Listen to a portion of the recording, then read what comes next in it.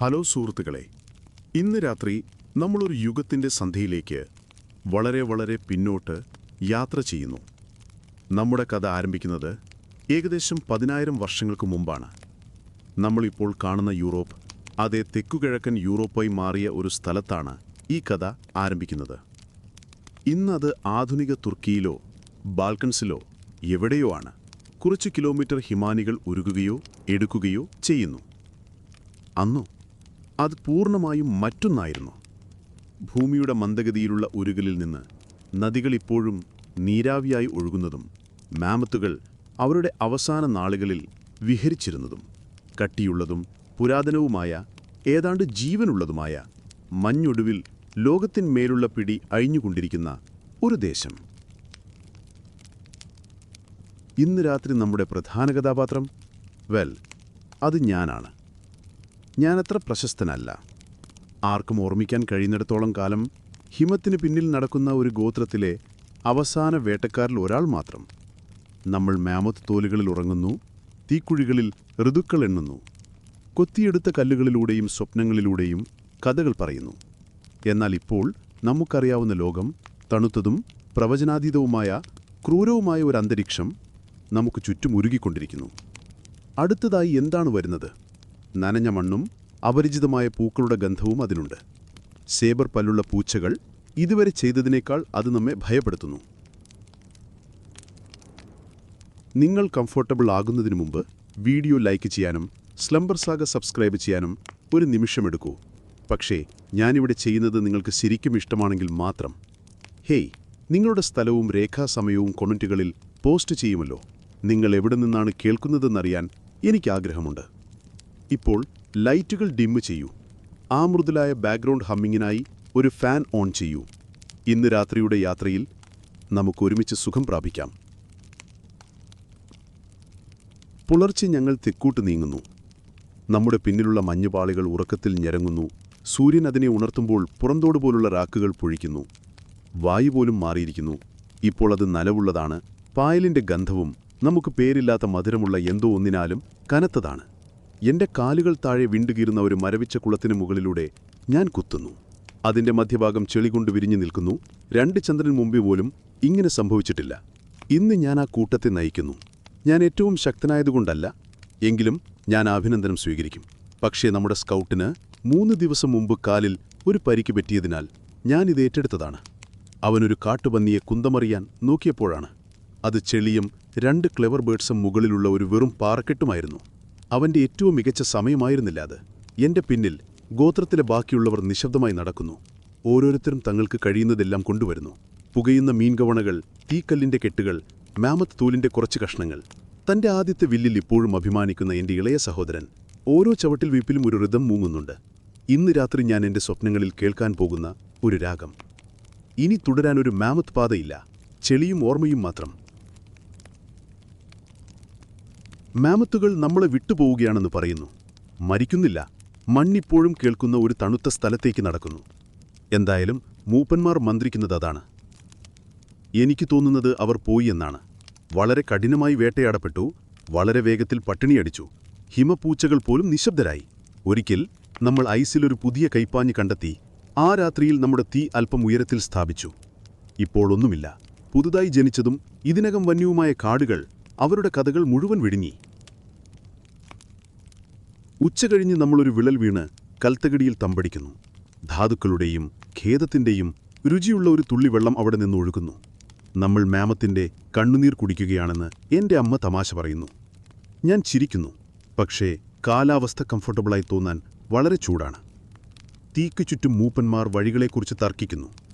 വടക്ക് മഞ്ഞുപാളികളിലൂടെ, പടിഞ്ഞാറ് വലിയ ഉപ്പുവെള്ളത്തിലേക്ക്, കിഴക്ക് അരിവാൾപ്പലുള്ള മനുഷ്യരുടെ ദേശങ്ങളിലേക്ക്. തെക്കാണ് ഏറ്റവും ശാന്തമായ ഓപ്ഷൻ. അതുകൊണ്ടാവാം നമ്മളത് തിരഞ്ഞെടുത്തത് എന്ന് ഞാൻ ആലോചിക്കുന്നു. നിശബ്ദതയെ സുരക്ഷയായി തെറ്റിദ്ധരിക്കാൻ എളുപ്പമാണ്. ആ രാത്രിയിൽ മഞ്ഞ് കാണാത്ത ഒരു പച്ചപ്പാടത്തിലൂടെ ഞാൻ ഓടുന്നതായി ഞാൻ സ്വപ്നം കാണുന്നു. എന്തോ ഒന്ന് എന്നെ പിന്തുടരുന്നു. മൃഗമല്ല, മനുഷ്യനല്ല, സമയം തന്നെ. ഞാൻ തട്ടി വീണ് മഞ്ഞപ്പൂക്കളുടെ ഇടയിലേക്ക് വീഴുന്നു. ഞാൻ ഉണരുമ്പോൾ എൻ്റെ ഉള്ളം കൈകൾ ചൊറിയുന്നു. പ്രഭാത ഭക്ഷണത്തിന് ആരോ നക്ഷത്രങ്ങൾ വ്യത്യസ്തമായി കാണപ്പെട്ടുവെന്ന് പറയുന്നു. ഞാൻ തോൾക്കുലുക്കുന്നു. പക്ഷേ ഞാൻ അത് ശ്രദ്ധിച്ചു. ആകാശം ഇനി അതേപോലെ മൂങ്ങുന്നില്ല. അന്ന് രാവിലെ നമ്മൾ മഞ്ഞുരുകിയ ഒരു പഴയ വേട്ടത്താവളം കണ്ടെത്തുന്നു. ഇത് അസ്ഥിയും ഞരമ്പും കൊണ്ട് നിർമ്മിച്ചതാണ്. പക്ഷേ എന്റെ കുന്തത്തിന്റെ കുത്തുകൾ സൈഡിൽ ഇപ്പോഴും അടയാളപ്പെടുത്തിയിരിക്കുന്നു. ഇതിലെനിക്ക് അഭിമാനമുണ്ടായിരുന്നു. എന്റെ വലിപ്പമുള്ള ഒരു റെയിൻഡിയറിനെ കൊന്ന് ഞാൻ തന്നെ വലിച്ചഴിച്ചു. എന്റെ സഹോദരൻ കരഞ്ഞു. അത് നമ്മുടെ ആത്മമൃഗമാണെന്ന് അവൻ കരുതി.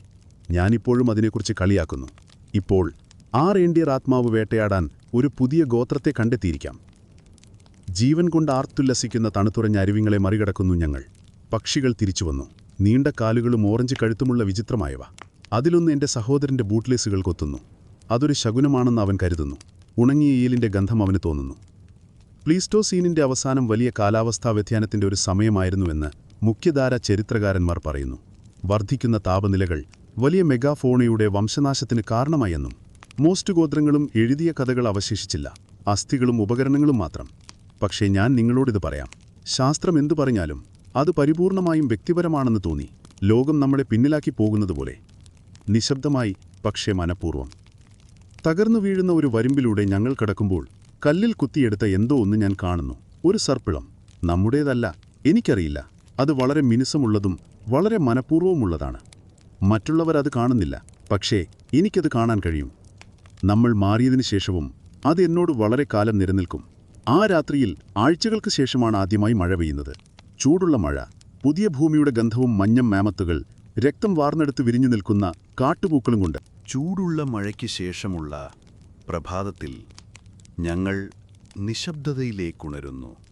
കാടിൻ്റെ പതിവ് നിശ്ചലതയോ ഉറങ്ങുന്ന ശരീരങ്ങളുടെ താഴ്ന്ന ശബ്ദമോ അല്ല, മറിച്ച് ലോകം ശ്വാസമടക്കി പിടിച്ചിരിക്കുന്നതുപോലെയുള്ള ഒരു കനത്ത തരം.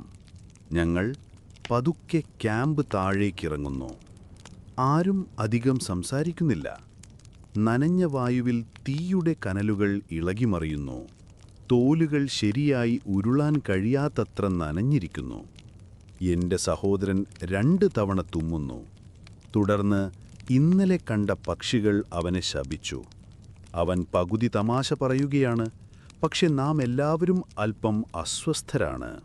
ഉച്ചയോടെ ഞങ്ങൾ മുമ്പ് തുൻഡ്രയായിരുന്നതും ഇപ്പോൾ ആശയക്കുഴപ്പത്തിലാണെന്നും തോന്നുന്നു. മരങ്ങൾ വളരാൻ കഴിയാത്തത്ര തണുപ്പുള്ളതും ചെറിയ വളർച്ചാ കാലയളവുമുള്ള പ്രദേശങ്ങളെയാണ് തുൻഡ്ര എന്ന് വിളിക്കുന്നത്. ഒരു മുതിർന്നവരുടെ വസ്ത്രം ധരിച്ച ഒരു കുട്ടിയെപ്പോലെ ഇപ്പോൾ ഉഴുതുമറിച്ച നനഞ്ഞ മണ്ണിൽ, പ്രതീക്ഷിക്കാത്ത ഇടങ്ങളിൽ പച്ച പുല്ലിൻ്റെ കൂട്ടങ്ങൾ തുളച്ചുകയറുന്നു. ഒരു കാലത്ത് അനന്തമായ വെള്ളവഴിയിലൂടെ മമോത്തുകളുടെ കൂട്ടങ്ങൾ ഇടിമുഴക്കം പോലെ പാഞ്ഞുപോയിടത്ത് ഇപ്പോൾ നഗ്നമായ മണ്ണും ഒറ്റ രാത്രി കൊണ്ട് ഐസ് അപ്രത്യക്ഷമായ വെള്ളക്കുളങ്ങളുമുണ്ട്. ഞങ്ങൾക്ക് ഇരകൾ തീർന്നു. പല്ലുകളേക്കാൾ കൂടുതൽ പാടുകളുള്ള പഴയ വേട്ടക്കാർ. തണുപ്പ് വരുമ്പോൾ മാമൂത്തുകൾ തിരിച്ചുവരുമെന്ന് പിറുപിറുക്കുന്നു. ഈ ചൂട് വെറുമൊരു അബദ്ധം മാത്രമാണ്. കുറച്ചു സൂര്യചക്രങ്ങൾ കഴിഞ്ഞാൽ കാര്യങ്ങൾ സാധാരണ നിലയിലാകും. അവരതൊരു പ്രാർത്ഥന പോലെ പറയുന്നു. അവരത് പറഞ്ഞാൽ മതി, മഞ്ഞ് തിരിച്ചുവരും.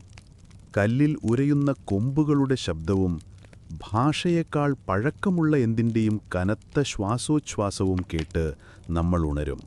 പക്ഷേ എനിക്ക് നന്നായി അറിയാം, 2 പൂർണ്ണ ചന്ദ്രനുകളിൽ നമ്മൾ ഒരു മാമോത്തിനെ കണ്ടിട്ടില്ല. ചാണകം പോലുമില്ല. ചെന്നായ്ക്കൾ വൃത്തിയാക്കിയ അസ്ഥികൾ പോലുമില്ല. അവർ കഥയിൽ നിന്ന് പുറത്തു കടന്നതുപോലെയാണ്. പകരം നമ്മൾ വിചിത്രമായ കാര്യങ്ങൾ കാണുന്നു. പുള്ളിരോമങ്ങളുള്ള മെലിഞ്ഞ മാനുകളുടെ കൂട്ടം. നമുക്കറിയാവുന്നതുപോലെ ഒന്നുമില്ല. അവ പുക പോലെ നീങ്ങുന്നു. നമ്മുടെ അമ്പുകൾ വീഴുന്നു. എൻ്റെ സഹോദരിക്ക് അവനുടെ വെടിയുണ്ട നഷ്ടമായെന്നും അവ കാറ്റിൽ നിന്നാണ് നിർമ്മിച്ചതെന്നും പിറുപിറുക്കുന്നു.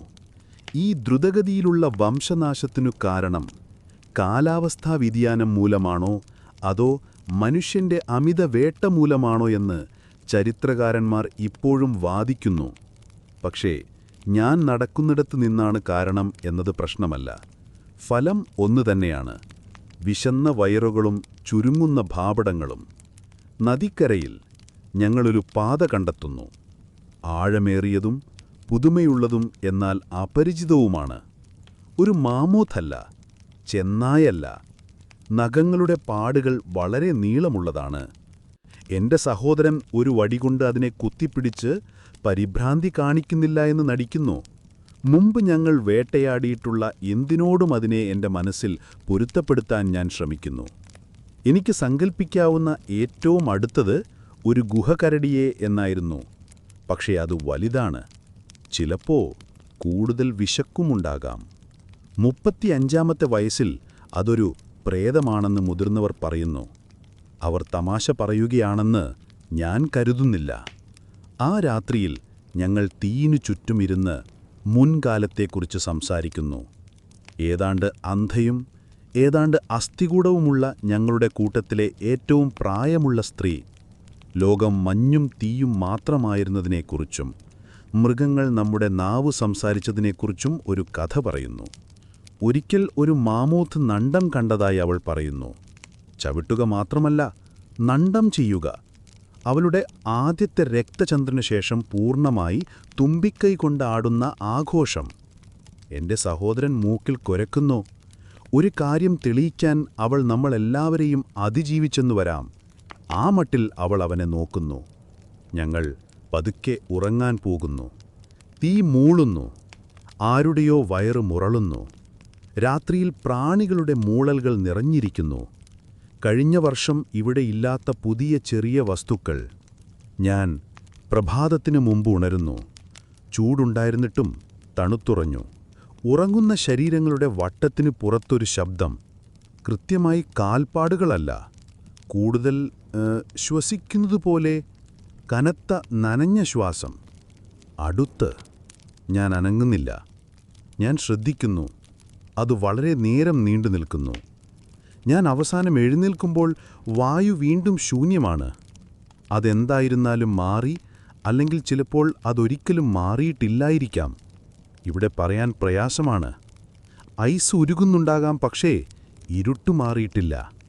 രാവിലെ അടുത്തുള്ളൊരു മരത്തിൽ 3 ആഴമുള്ള പോറലുകൾ ഞാൻ കാണുന്നു. ആരുമൊന്നും പറയുന്നില്ല, പക്ഷേ ഞങ്ങളെല്ലാവരും അവ ശ്രദ്ധിക്കുന്നു. പതിവിനേക്കാൾ വേഗത്തിൽ ഞങ്ങൾ പാക്ക് ചെയ്യുന്നു. ആ ദിവസം പിന്നീട് ഞങ്ങൾ ഒരു വരമ്പിൽ കയറി വിചിത്രമായ ഒന്ന് കണ്ടെത്തി. ചൂടും ഉണങ്ങിയ മഞ്ഞ പുല്ലിൻ്റെ വിശാലമായ ഒരു പാടം. അവിടെ ഇതുവരെയും ഒന്നും വളർന്നിട്ടില്ല. ഭൂമി ചീകപ്പെട്ടതുപോലെ തോന്നുന്നു. കാറ്റോ വെള്ളമോ അല്ലെങ്കിൽ അതിനേക്കാൾ വലിയ എന്തോ അതിലൂടെ വിരലുകൾ വലിച്ചെടുക്കുന്നത് പോലെയാണ്. മറ്റുള്ളവർ വിശ്രമിക്കുമ്പോൾ ഞാൻ ഒറ്റയ്ക്ക് വയലിലേക്ക് നടക്കുന്നു. പൊടിയും പൂക്കളും മൂർച്ചയുള്ള ചിലതിൻ്റെയും മണമാണത്. എനിക്ക് വയ്ക്കാൻ കഴിയാത്തൊരു മണം, പക്ഷേ അവിശ്വസനീയമായ മണം. ഞാൻ മുട്ടുകുത്തി മണ്ണിൽ തൊടുന്നു. അത് മൃദുവായി കാണാത്ത സീസറിൽ മൃദുവായിരുന്നു. പിന്നെ ഞാനത് കണ്ടെത്തുന്നു. അസ്ഥി പോലെ കാണുന്നതിൻ്റെ ഒരു കഷ്ണം. അത് മിനുക്കുന്നതും കറുത്തതും ഗ്ലാസ് പോലെ മിനുക്കിയതുമാണ്. പ്രകൃതി നിർമ്മിതമല്ല, ഉദ്ദേശത്തോട് നിർമ്മിച്ചതാണ്. ഞാനത് തിരിച്ചു കൊണ്ടുവരുമ്പോൾ ആരും അത് വയ്ക്കാൻ ആഗ്രഹിക്കുന്നില്ല. അതുകൊണ്ട് ഞാനത് സൂക്ഷിക്കുന്നു. ഞങ്ങൾ വിചിത്രമായ വയലിൻ്റെ അരികിൽ തമ്പടിക്കുന്നു. ആ രാത്രിയിൽ ആകാശം വളരെ വ്യക്തമാണ്. എനിക്കെല്ലാ നക്ഷത്രങ്ങളെയും കാണാം, ഉൾപ്പെടാത്തതുപോലും. ഒന്ന് ചുവന്നും താഴ്ന്നും തിളങ്ങുന്നു. ഞാനത് മുമ്പ് കണ്ടിട്ടായോ ഓർക്കുന്നില്ല. മൂപ്പര് പറയുന്നത് അത് വരാനിരിക്കുന്ന രക്തത്തിൻ്റെ അടയാളമാണെന്നാണ്. ഞാൻ പറയുന്നു, ചിലപ്പോൾ അത് പുതിയ നക്ഷത്രം മാത്രമായിരിക്കാം. ഞങ്ങൾ അതിജീവിക്കാൻ ശ്രമിക്കുന്നത് കാണുന്നു. മറ്റുള്ളവർ നിശബ്ദരാകുന്നു. പിന്നീടെൻ്റെ സഹോദരി എന്നോട് മന്ത്രിച്ചത്, മൃഗങ്ങളില്ലാത്തൊരു ലോകം അവൾ സ്വപ്നം കണ്ടതായിരുന്നു. ജനങ്ങൾ മാത്രം. ഞങ്ങൾ എന്താണ് കഴിക്കുന്നത്? ഞാൻ അവളോട് ചോദിക്കുന്നു. അവൾ പറയുന്നു, ഞങ്ങൾ കഴിക്കുമെന്നെനിക്ക് തോന്നുന്നില്ല. ദിവസങ്ങളോളം ഞങ്ങൾ നദിയെ പിന്തുടരുന്നു. അത് ഒരു അലസമായ പാമ്പിനെപ്പോലെയാണ്. ഉരുകിയ വെള്ളവും നമുക്ക് മനസ്സിലാകാത്ത കഥകളും കൊണ്ട് നിറഞ്ഞിരിക്കുന്നു. മത്സ്യങ്ങൾ ഉപരിതലത്തിലേക്കടുത്തേക്ക് നീന്തുന്നു. നീണ്ട തിളങ്ങുന്ന വസ്തുക്കൾ നമ്മെ നോക്കി മിന്നിമറയുന്ന കണ്ണുകളോടെ. ഞാൻ സത്യം ചെയ്യുന്നു, അവയിലൊന്ന് കണ്ണിറുക്കുന്നു. എന്റെ സഹോദരൻ കൈകൾ കൊണ്ടൊന്ന് പിടിക്കാൻ ശ്രമിക്കുന്നു. മുട്ടുകുത്തി വീഴുന്നു. അവൻ ദിവസം മുഴുവൻ ബൂട്ടുകൾ വലിച്ചു നീട്ടുകയും ജലജീവികളോടുള്ള വ്യക്തിപരമായ പ്രതികാരവുമായി ചെലവഴിക്കുകയും ചെയ്യുന്നു. വസന്തകാലത്ത് നദി ഒരു നേർത്ത തുള്ളിയായിരുന്നു. നമ്മൾ ചാടുകയോ അവഗണിക്കുകയോ ചെയ്യുന്ന ഒന്ന്. ഇപ്പോൾ അത് അലറുന്നു. വടക്കുഭാഗത്തുള്ള മഞ്ഞുപാളികൾ വേഗത്തിൽ ഉരുകുന്നു. ഒരു മരിക്കുന്ന മൃഗം അതിന്റെ അവസാന ശ്വാസം വിടുന്നതുപോലെ അതിനെ പോഷിപ്പിക്കുന്നു. മുഴുവൻ മരങ്ങളും നമ്മെ കടന്നുപോകുന്നു. കെട്ടുപിടഞ്ഞ മുടിപോലെ വേരുകൾ, അവയുടെ ഇലകൾ ഇതിനകം തളിർക്കുന്നു. അത് അസ്വാഭാവികമാണ്. ഇത് മനോഹരമാണ്. ഇത് ഭയപ്പെടുത്തുന്നതാണ്. ഒരു ദിവസം രാവിലെ ഞങ്ങൾ ഉണരുമ്പോൾ നമ്മുടെ കാൽപ്പാടുകൾ അപ്രത്യക്ഷമായതായി കാണാനിടവരുന്നു. മായിച്ചു. രാത്രിയിൽ അവ ഒരിക്കലും നിലനില്ലില്ലായിരുന്നതുപോലെ ഒഴുകിപ്പോയി. അപ്പോഴാണ് ആരോ അത് ഉറക്കെ പറയുന്നത്. ഞങ്ങളെ പിന്തുടരുന്നു. ഒരു വ്യക്തിയല്ല, ഒരു ജീവി പോലുമല്ല, വെറുതെ എന്തോ. തെക്കോട്ട് ഓരോ ചുവടും വയ്ക്കുമ്പോഴും നമ്മൾ ഒറ്റയ്ക്കല്ല എന്ന ബോധം വളർന്നു വരികയാണ്. നമ്മൾ എത്തുമ്പോൾ പക്ഷികൾ പറന്നുയരുന്നു. നമ്മുടെ തീനാളത്തിൻ്റെ അരികിൽ നിഴലുകൾ വളരെ നേരം തങ്ങി നിൽക്കുന്നു. നമ്മൾ സംസാരിക്കുമ്പോൾ പ്രാണികൾ പോലും അവ കേൾക്കുന്നതുപോലെ നിർത്തുന്നു. ഒരു വാതിൽ പോലെ ഒരു തികഞ്ഞ കമാനത്തിലേക്ക് വളഞ്ഞിരിക്കുന്ന ഒരു ചത്തുവൃക്ഷത്തെ ഞങ്ങൾ കാണുന്നു. അതെങ്ങനെ സംഭവിച്ചു എന്ന് ചുറ്റുമുള്ളതൊന്നും സൂചിപ്പിക്കുന്നില്ല. കാറ്റിന് കേടുപാടുകൾ സംഭവിച്ചിട്ടില്ല. നഖങ്ങളുടെ അടയാളങ്ങളില്ല. നമുക്ക് കാണാൻ കഴിയാത്ത ഒന്നിനെ വണങ്ങുന്ന ഒരു മരം മാത്രം. നമ്മൾ ചുറ്റും നടക്കുന്നു. എന്നിട്ടും നദി മാത്രമാണ് നമ്മുടെ വഴികാട്ടി. ഉച്ചനേരത്തത് നമ്മെ ഒരു തുറന്ന സമതലത്തിലേക്ക് നയിക്കുന്നു. സമൃദ്ധവും തിളക്കമുള്ളതും കുട്ടിക്കാലത്ത് നിന്നും ഞങ്ങൾ കണ്ടിട്ടില്ലാത്ത തരത്തിലുള്ള ജീവിതത്താൽ മുഴങ്ങുന്നതും. നമ്മുടെ കൈപ്പത്തിയുടെ വലിപ്പമുള്ള പൂക്കൾ, തിളങ്ങുന്ന ചിറകുകളുള്ള പ്രാണികൾ, തീയിട്ടതുപോലെ ചാടുന്ന ചെറിയ തവളകൾ. അവയെ നിരീക്ഷിക്കാൻ ഞാൻ കുനിഞ്ഞിരിക്കുകയും ഒരു വെട്ടുകിളി എൻ്റെ കണ്ണിൽ ഇടിക്കുകയും ചെയ്യുന്നു. ഗോത്രം ചിരിക്കുന്നു. ദിവസങ്ങളിലെ ആദ്യത്തെ യഥാർത്ഥ ചിരിയാണ്. ഞങ്ങളിവിടെ ക്യാമ്പ് ചെയ്യുന്നു. ഭൂമി വരണ്ടതാണ്. കാറ്റ് സൗമ്യമാണ്. നദി ഞങ്ങളെ ചുറ്റും സംരക്ഷണാത്മകമായി വളയുന്നു. ഒരു നിമിഷം അത് ഏതാണ്ട് സ്വന്തം വീട് പോലെ തോന്നുന്നു. ആ രാത്രിയിൽ ഞാൻ എൻ്റെ സഹോദരനോടൊപ്പം തീയുടെ അരികിലിരിക്കുന്നു. അവൻ അസ്ഥിയിൽ എന്തോ കൊത്തിവെക്കുന്നു. ദിവസങ്ങൾക്ക് മുൻപ് ഞാൻ കല്ലിൽ കൊത്തിവെച്ചതുപോലെയുള്ള ഒരു സർപ്പിളം. എവിടെയാണത് കണ്ടതെന്ന് ഞാൻ ചോദിക്കുമ്പോൾ അവൻ തോൾ കുലുക്കുന്നു. ഒരു സ്വപ്നത്തിൽ കണ്ടു എന്നവൻ പറയുന്നു. എൻ്റെ സ്വന്തം കാഴ്ചയെക്കുറിച്ച് ഞാൻ പരാമർശിക്കുന്നില്ല. തീയിലേക്ക് നോക്കി എത്ര പേർ അതേ സർപ്പിളമായി സ്വപ്നം കാണുന്നു എന്ന് ചിന്തിക്കുക. ഹിമയുഗാനന്തര മനുഷ്യർ പ്രദേശങ്ങൾക്കിടയിൽ ചിഹ്നങ്ങൾ പങ്കുവച്ചിരുന്നോ എന്നോ ആ ചിഹ്നങ്ങൾ സ്വതന്ത്രമായി ഉയർന്നു വന്നോ എന്നോ മുഖ്യധാരാ ചരിത്രകാരന്മാർ ചർച്ച ചെയ്യുന്നു. പക്ഷേ ഞാൻ നിങ്ങളോട് പറയും, മതിയായ ആളുകൾ ഒരേ ഫോം സ്വപ്നം കാണുന്നുണ്ടെങ്കിൽ അത് യാദൃശ്ചികമല്ല. അത് ലോകത്തിൽ നിന്നുള്ള ഒരു മന്ത്രമാണ്. തീ അണയുമ്പോൾ ഞാൻ നദിക്കക്കരെ എന്തോ കാണുന്നു. 2 ലൈറ്റുകൾ. കണ്ണുകൾ പക്ഷേ നോക്കുന്നു. എനിക്കൊരു വാക്കു പറയാൻ കഴിയുന്നതിനു മുൻപ് അവ പ്രത്യക്ഷമാകുന്നു. പിറ്റേന്ന് രാവിലെ ഞങ്ങൾ നദിയുടെ ഒരു ഭാഗം കടക്കുന്നു. ഞങ്ങൾ കഷ്ടിച്ചേ നനയുന്നുള്ളൂ. മറുഭാഗത്തെ എല്ലാം മാറുന്നു. ഇത് ചൂടാണ്. മരങ്ങൾ തടിച്ചതാണ്. നിങ്ങൾ ശ്രദ്ധിച്ചില്ലെങ്കിൽ നിങ്ങളുടെ കണങ്കാലിൽ വളയുന്ന വള്ളികളുണ്ട്. നീല, ചുമപ്പ്, കറുപ്പ് എന്നീ വിചിത്രമായ നിറങ്ങളിൽ കൂണുകൾ മുളപ്പിക്കുന്നു. കുട്ടികളിൽ ഒരാൾ ഒന്നിൽ തൊട്ട് മുഴങ്ങുന്നു. അവൾ വിഡ്ഢിയാണെന്ന് ഞാൻ അവളോട് പറയുന്നു. എന്നാൽ ചുറ്റുമുള്ള വായുവിലെ വിചിത്രമായ വൈബ്രേഷൻ പോലും ഞാൻ ശ്രദ്ധിക്കുന്നു. ഞങ്ങൾ വീണ്ടും കാൽപ്പാടുകൾ കണ്ടെത്തുന്നു. പക്ഷേ ഇവ വ്യത്യസ്തമാണ്. മനുഷ്യൻ, നഗ്നപാദം, നമ്മുടേതല്ല. ചെറുത്, ഭാരം കുറഞ്ഞ, വേഗതയുള്ള. മരങ്ങൾക്കിടയിൽ നെയ്യുന്ന ദച്ചനുകൾ അവയിൽ. എൻ്റെ ഹൃദയം എൻ്റെ നെഞ്ചിലിടിക്കുന്നു. ഭയം കൊണ്ടല്ല, കൃത്യമായി പറഞ്ഞാൽ പഴയ എന്തോ ഒന്ന്, തിരിച്ചറിയൽ പോലെയുള്ള എന്തോ ഒന്ന്. ഈ പ്രദേശത്തെത്തുന്ന ആദ്യത്തെ ആളുകളല്ല ഞങ്ങൾ. അടുത്തുമില്ല. ആ രാത്രിയിൽ ഞങ്ങൾ കല്ലുകൾ കൊണ്ടൊരു ചുറ്റുകൊടി മേയ്ക്കുകയും മുലകുടിയു മാറ്റിയ ശേഷം ഞങ്ങൾ ഇതുവരെ ഉപയോഗിച്ചിട്ടില്ലാത്ത ഒരു ബാലിശമായ ആചാരവുമായി ഞങ്ങൾ ഈ ആചാരം ചെയ്തു. എൻ്റെ സഹോദരൻ അതിന് വളരെ പ്രായമായതായി നടിക്കുന്നു. എന്നാൽ അവൻ തലയിൽ ഒരു അധിക കല്ല് ഒളിപ്പിച്ചു വെക്കുന്നത് ഞാൻ കണ്ടു. ഉറക്കം ബുദ്ധിമുട്ടാകുന്നു. വായു വളരെ കട്ടിയുള്ളതാണ്. സ്വപ്നങ്ങൾ വേഗത്തിൽ വരുന്നു. ഇത്തവണ ഞാൻ പുരുഷന്മാരുടെയും സ്ത്രീകളുടെയും ഒരു വൃത്തത്തിലാണ്. അവരുടെ ചർമ്മം ചാരത്തിലും ഓച്ചറിലും വരയ്ക്കപ്പെട്ടിരിക്കുന്നു. അവർ സംസാരിക്കുന്നില്ല. എൻ്റെ അസ്ഥികളെ കമ്പനം ചെയ്യുന്ന താഴ്ന്ന ഉയരുന്ന സ്വരങ്ങളിൽ അവർ മുഴിക്കൊണ്ടിരിക്കുന്നു. വൃത്തത്തിൻ്റെ മധ്യത്തിലൊരു വിത്താണ്. അത് ഹൃദയമിടിപ്പ് പോലെ സ്പന്ദിക്കുന്നു. ഞാൻ കൈമുറുക്കെ പിടിക്കുകയും ഉണരുകയും ചെയ്യുന്നു. അതിനുള്ളിൽ കണ്ണുനീർത്തുള്ളിയുടെ ആകൃതിയിലുള്ള ഒരു കല്ലാണ്. ഞാൻ എടുക്കുന്നതാരും കണ്ടില്ല. അതെങ്ങനെ അവിടെ എത്തിയെന്ന് എനിക്കറിയില്ല. രാവിലെ വൈകിയപ്പോഴേക്കും നമുക്ക് പുക മണക്കുന്നു. കാട്ടിൽ കത്തുന്ന എന്തോ ഒന്നിൻ്റെ മൂർച്ചയുള്ളതും കൈപ്പേറിയതുമായ ഗന്ധമല്ല, മറിച്ച് മൃദുവും മധുരവുമുള്ളതുമായ ഒരു സുഗന്ധം. നിയന്ത്രിത തീ, പാചകത്തീ, മറ്റൊരാളുടെ തീ. ലൈക്കൺ പൊടിപടലങ്ങൾ കുരണ്ട ഒരു കുന്നിനു പിന്നിൽ ഞങ്ങൾ കുനിഞ്ഞ് നിന്നൊരു ചെറിയ താഴ്വാരയിലേക്ക് നോക്കുന്നു. അവിടെ മുൾച്ചെടികൾക്കും ഉയരമുള്ള പുല്ലുകൾക്കുമിടയിൽ പകുതി മറഞ്ഞിരിക്കുന്ന ഒരു ക്യാമ്പുണ്ട്. നമ്മുടേതുപോലെയല്ല. മരങ്ങൾക്കിടയിൽ വിരിച്ചിരിക്കുന്ന തോലുകളില്ല, താൽക്കാലിക സ്റ്റൂളുകളിൽ അസ്ഥികൾ ക്രമീകരിച്ചിട്ടില്ല. നിലത്തേക്ക് താഴ്ന്ന സിമ്പിളായ മരഘടനകൾ മാത്രം. മേൽക്കൂരയിലെ ദ്വാരങ്ങളിൽ നിന്ന് പുക പതുക്കെ ചുരുളുന്നു. ആളുകളും. അവർ പതുക്കെ മനഃപൂർവ്വം നീങ്ങുന്നു. മിക്കവരും സ്ത്രീകളാണ്. പച്ചപ്പ് വളരുന്ന ചെറിയ ഭൂമിയിൽ കുനിഞ്ഞിരിക്കുന്നു. ഭക്ഷണം തേടുന്നില്ല, പരിപാലിക്കുന്നു, കൃഷി ചെയ്യുന്നു. അതിനർത്ഥമില്ല. മുമ്പ് പച്ചച്ചെടികളുടെ മന്ത്രിപ്പുകൾ നമ്മൾ കേട്ടിട്ടുണ്ട്. ഭക്ഷണം പിന്തുടരാതെ വളർത്തുന്ന ഗോത്രങ്ങൾ. നമ്മുടെ മൂപ്പന്മാർ പരിഹസിച്ചു. അവരതിനെ മടിയൻ എന്ന് വിളിച്ചു, മൃദു എന്ന് വിളിച്ചു. പക്ഷേ ഇതാ എൻ്റെ തൊട്ടുമുന്നിൽ ഓടിപ്പോവാത്ത ഭക്ഷണം. മണിക്കൂറുകളോളം ഞങ്ങൾ നോക്കി നിൽക്കുന്നു. ഒരു കുട്ടി ഒരു കല്ലുപാത്രം താഴെയിട്ട് ചിരിക്കുന്നു. ഒരു പുരുഷൻ ദേഷ്യപ്പെടാതെ എന്തോ വിളിച്ചു പറയുന്നു. പക്ഷെ മനസ്സിലാക്കാൻ കഴിയാത്തതായി തോന്നുന്നു. ഇപ്പോഴും നമ്മുടെ അളവിൽ തെറ്റാണ്, പക്ഷെ വിചിത്രമായി സുരക്ഷിതവുമാണ്. ഉച്ച കഴിഞ്ഞപ്പോൾ ഞങ്ങളെ കണ്ടു. ഒരു സ്ത്രീ എന്നെ നേരിട്ട് നോക്കുന്നു. എൻ്റെ അമ്മയേക്കാൾ പ്രായമുള്ള, പക്ഷേ മിനുക്കിയ ഒബ്സീഡിയൻ പോലുള്ള കണ്ണുകളുള്ള ഒരു സ്ത്രീ. അവൾ ആയുധത്തിനായി കൈനീട്ടുന്നില്ല, വിളിക്കുന്നില്ല.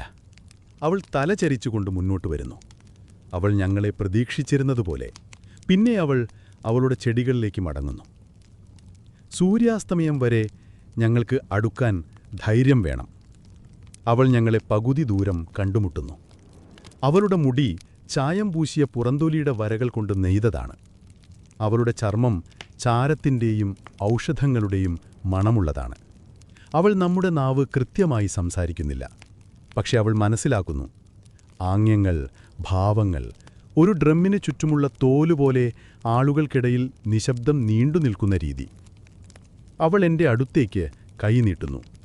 അവളുടെ കുന്നിൽ 5 വിത്തുകൾ, മിനുസമുള്ള, പിളറിയ, ചെറിയ ഡാർക്ക് പുള്ളികളുള്ള ഓവലുകൾ. എന്തു ചെയ്യണമെന്നെനിക്കറിയില്ല. അവൾ പതുക്കെ താളാത്മകമായി എന്തോ പറയുന്നു. എനിക്കൊരു വാക്കു മാത്രമേ മനസ്സിലാകുന്നു: തീ. പിന്നെ അവൾ വിത്തുകൾ എൻ്റെ കയ്യിലമർത്തി നിലത്തേക്ക് വിരൽ ചൂണ്ടുന്നു. സന്ദേശം വ്യക്തമാണ്: ഇവ മണ്ണിലിടുക. മറ്റുള്ളവർ സംശയാലുക്കളാണ്. എൻ്റെ സഹോദരൻ വിഷത്തെക്കുറിച്ച് എന്തോ പിറുപിറുക്കുന്നു. മൂപ്പന്മാരിലൊരാൾ നാടകീയമായി തുപ്പുന്നു. ഈർപ്പം അവശേഷിച്ചിരുന്നെങ്കിൽ അത് കൂടുതൽ ബോധ്യപ്പെടുത്തുമായിരുന്നു. പക്ഷേ എൻ്റെ ഉള്ളിലെന്തോ മുഴങ്ങുന്നതായി എനിക്ക് തോന്നുന്നു. മറ്റേനാളിലെ ഡ്രമ്മ് പോലെ വീണ്ടും പ്രകമ്പനം ചെയ്യുന്നു. നമ്മൾ അവരുടെ കൂടെ ഒരു രാത്രി താമസിക്കുന്നു. അവരുടെ കുടിലുകൾ മരവും പാക്ക് ചെയ്ത ചെളിയും കൊണ്ടുണ്ടാക്കിയതാണ്. അവർക്ക് അകത്ത് തീക്കുഴികളുണ്ട്. കളിമണ്ണിൽ ചിമ്മിനികൾ കുറിച്ചിരിക്കുന്നു. അകത്ത് പുകയില്ല, മരവിച്ചുപോയ കാൽവിരലുകളില്ല. നമ്മൾ സംശയാസ്പദമാണ്. അത്താഴത്തിന് അവർ മഞ്ഞയും മധുരവുമുള്ള എന്തോ ഒരു മാഷ് പങ്കിടുന്നു. വേരുപോലെ, അല്പം മണ്ണ്. എനിക്കിത് ഇഷ്ടമല്ല എന്ന് നടിക്കുന്നു. പിന്നെ എനിക്ക് 3 പാത്രങ്ങൾ കൂടിയുണ്ട്. അവരുടെ നേതാവ്, വിത്തുകണ്ണുകളുള്ള സ്ത്രീ, എന്നെ സൂക്ഷ്മമായി നിരീക്ഷിക്കുന്നു. ഭക്ഷണത്തിനിടയിൽ എപ്പോഴെങ്കിലും അവൾ അവളുടെ അരികിലെ മണ്ണിൽ ഒരു സർപ്പിളം വരയ്ക്കുന്നു. എൻ്റെ സഹോദരൻ കൊത്തിയതുപോലെ, കല്ലിൽ കൊത്തിവെച്ചിരിക്കുന്നതുപോലെ. എൻ്റെ രക്തമണ്ടായി ഒന്ന് പിന്നോട്ട് വലിക്കുന്നു. അവൾ ചിരിക്കുന്നു. ആ രാത്രിയിൽ പൊള്ളച്ചുറക്കയും മിന്നാമിനുങ്ങകളും കൊണ്ട് ഉണ്ടാക്കിയ ഒരു വിളക്കിനടുത്ത് ഞാനും അവളും ഇരിക്കുന്നു. അവൾ പതുക്കെ സംസാരിക്കുന്നു. നമ്മുടെ ഭാഷകൾ പരസ്പരം കലർത്തുന്നു. അവരുടെ വഴി പുതിയതാണെങ്കിലും പഴയതാണെന്ന് പറയുന്നു. ഭൂമി ആവശ്യപ്പെടുകയാണെങ്കിൽ മാത്രമേ ഇനി അവർ വേട്ടയാടുകയുള്ളൂ. വിത്തുകൾ ഇപ്പോൾ തീയുടെ ഭാഗമാണെന്നും. അവൾ എന്നോട് പറയുന്നു: തണുപ്പ് ഒരു കഥയായിരുന്നു, ചൂട് ഒരു ചോദ്യമാണ്. എനിക്ക് മനസ്സിലാവുന്നില്ല, പൂർണ്ണമായുമല്ല. പക്ഷെ ഞാൻ എന്തായാലും തലയാട്ടുന്നു. നമ്മൾ പോകുന്നതിനു മുമ്പ് അവൾ എനിക്കൊരു ചെറിയ സഞ്ചി വിത്തുകളും ഒരു തുള്ളി വെള്ളത്തിൻ്റെ ആകൃതിയിലുള്ള ഒരു കൊത്തിയ കല്ലും നൽകി. അവളെൻ്റെ നെഞ്ചിൽ കൈവച്ചു പറയുന്നു, "ഇത് വളർത്തുക." അന്നത്തെ രാവിലെ ഞങ്ങൾ പോകാൻ തയ്യാറാകുമ്പോൾ അവരുടെ കുട്ടികളിലൊരാൾ എനിക്കൊരു വിചിത്രമായ ഉപകരണം നൽകുന്നു. പരന്ന വീടിയും പല്ലുകളുള്ള ഉപകരണം മണ്ണു തകർക്കാനുള്ളതാണെന്ന് ഞാൻ പിന്നീട് പഠിക്കും. പക്ഷേ ഇപ്പോൾ അത് ആക്രമണം എന്താണെന്നും മറന്നുപോയ ഒരായുധമായി തോന്നുന്നു. ഈ സമയത്ത് വളർത്തിയ ഗോതമ്പും ബാർലിയും ഉപയോഗിച്ചാണ് ഈ പ്രദേശത്ത് ആദ്യകാല കൃഷി ആരംഭിച്ചതെന്ന് മുഖ്യധാരാ ചരിത്രകാരന്മാർ സമ്മതിക്കുന്നു. പക്ഷേ അതെങ്ങനെ വ്യാപിച്ചുവെന്ന്, ലിഖിത ഭാഷയോ കീഴടക്കലോ ഇല്ലാതെ ആശയങ്ങൾ എങ്ങനെ നീങ്ങി എന്നത് ഇപ്പോഴും ചർച്ചാ വിഷയമാണ്. ചിലർ പറയുന്നു അത് വ്യാപാരമായിരുന്നു, മറ്റു ചിലർ പറയുന്നു അത് അനുകരണമായിരുന്നു. പക്ഷെ എനിക്ക് തോന്നുന്നു തീയുടെ മുകളിലൂടെ മന്ത്രിച്ച കഥകളായിരുന്നു. വിത്തുകൾ ഓരോന്നായി കൈമാറ്റം ചെയ്യപ്പെട്ടവ. ഞങ്ങൾ അവരുടെ ക്യാമ്പ് വിട്ട് കാട്ടിൽ കൂടുതൽ ആഴത്തിലേക്ക് പോകുമ്പോൾ എനിക്കെൻ്റെ ബെൽറ്റിലെ സഞ്ചിയിൽ തൊടുന്നത് നിർത്താൻ കഴിയുന്നില്ല. അത് വേണ്ടതിലും ഭാരമുള്ളതായി തോന്നുന്നു. ഉള്ളിൽ വിത്തുകൾ കാരണം മാത്രമല്ല, ആഴത്തിലെവിടെയോ നമുക്കറിയാവുന്നതെല്ലാം മാറാൻ പോവുകയാണെന്ന് എനിക്കറിയാം. അതിനോടൊപ്പം മാറാൻ ഞാൻ സമ്മതിച്ചു. ഞങ്ങൾ 2 ദിവസം നിശബ്ദരായി നടക്കുന്നു. ആരും വിത്തുപാകിയ സ്ത്രീയെക്കുറിച്ച് സംസാരിക്കുന്നില്ല. എന്തിനാണ് ഞാൻ അരയിലെ സഞ്ചിയിൽ തൊടുന്നത്, അല്ലെങ്കിൽ മണ്ണെന്തെങ്കിലും മന്ത്രിക്കുമെന്ന് പ്രതീക്ഷിക്കുന്നത് പോലെ ഞാനിപ്പോൾ ഒരു കണ്ണ് നിലത്ത് വെച്ചുകൊണ്ട് നടക്കുന്നത് എന്നൊന്നും ആരും എന്നോട് ചോദിക്കുന്നില്ല. ഇപ്പോൾ വായുവിന് കൂടുതൽ ഭാരം തോന്നുന്നു. ഭീഷണിപ്പെടുത്തുന്നതല്ല, വെറും നിറഞ്ഞിരിക്കുന്നു. ഭൂമി നമ്മൾ കാണുന്നത് പോലെ തന്നെ നമ്മെ സൂക്ഷ്മമായി നിരീക്ഷിക്കാൻ തുടങ്ങിയതുപോലെ. പിന്നെ നമ്മൾ മറ്റുള്ളവരെ കണ്ടുമുട്ടുന്നു. പകൽ വൈകിട്ടാണിത് സംഭവിക്കുന്നത്. തവളകൾ നിറഞ്ഞ ഒരു ആഴം കുറഞ്ഞ അരുവി മുറിച്ചു കടന്നതിന് തൊട്ടു പിന്നാലെ എന്തോ വിൽക്കാൻ ശ്രമിക്കുന്നത് പോലെ ഉച്ചത്തിൽ അവ ശബ്ദിക്കുന്നു. ക്ഷീണിതരും ചെളി നിറഞ്ഞവരുമായ ഞങ്ങൾ കഴിഞ്ഞ രാത്രിയിലെ പുകയുന്ന വേരുകൾ ഇപ്പോഴും ചവയ്ക്കുന്നു. മറ്റൊരു കൂട്ടം ആളുകളിലേക്ക് ഞങ്ങൾ ഇടറി വീഴുന്നു. വേട്ടക്കാർ, നമ്മളെപ്പോലെ തന്നെ, പക്ഷേ അല്ല. അവർ മെലിഞ്ഞവരും വേഗത്തിൽ ചലിക്കുന്നവരുമാണ്. ചുവന്ന ചായം പൂശിയ തുകൽ ധരിച്ചവർ. അവരുടെ ജടകളിൽ നെയ്ത അസ്ഥികൾ, അവരുടെ കുന്തങ്ങൾ ഒബ്സീഡിയൻ കൊണ്ട് അഗ്രമുള്ളതായതിനാൽ ശൂർപ്പമുള്ളവ വെളിച്ചത്തിൽ നുകരുന്നതായി തോന്നുന്നു. അവർ നമ്മുടെ ഭാഷ സംസാരിക്കുന്നില്ല, പക്ഷേ ആയുധങ്ങൾ വരയ്ക്കുമ്പോൾ ആംഗ്യങ്ങൾ എളുപ്പത്തിൽ വരുന്നു. മര്യാദ നടിക്കുന്ന ചെന്നായ്കളെപ്പോലെ ഞങ്ങൾ പരസ്പരം വട്ടമിട്ട് നിൽക്കുന്നു. അവരിൽ 6 പേരുണ്ട്. 4 പുരുഷന്മാരും 2 സ്ത്രീകളും. അവരിലൊരാൾ ബീവർ പല്ലുകൾ കൊണ്ട് നിർമ്മിച്ച ഒരു മാല ധരിക്കുന്നു.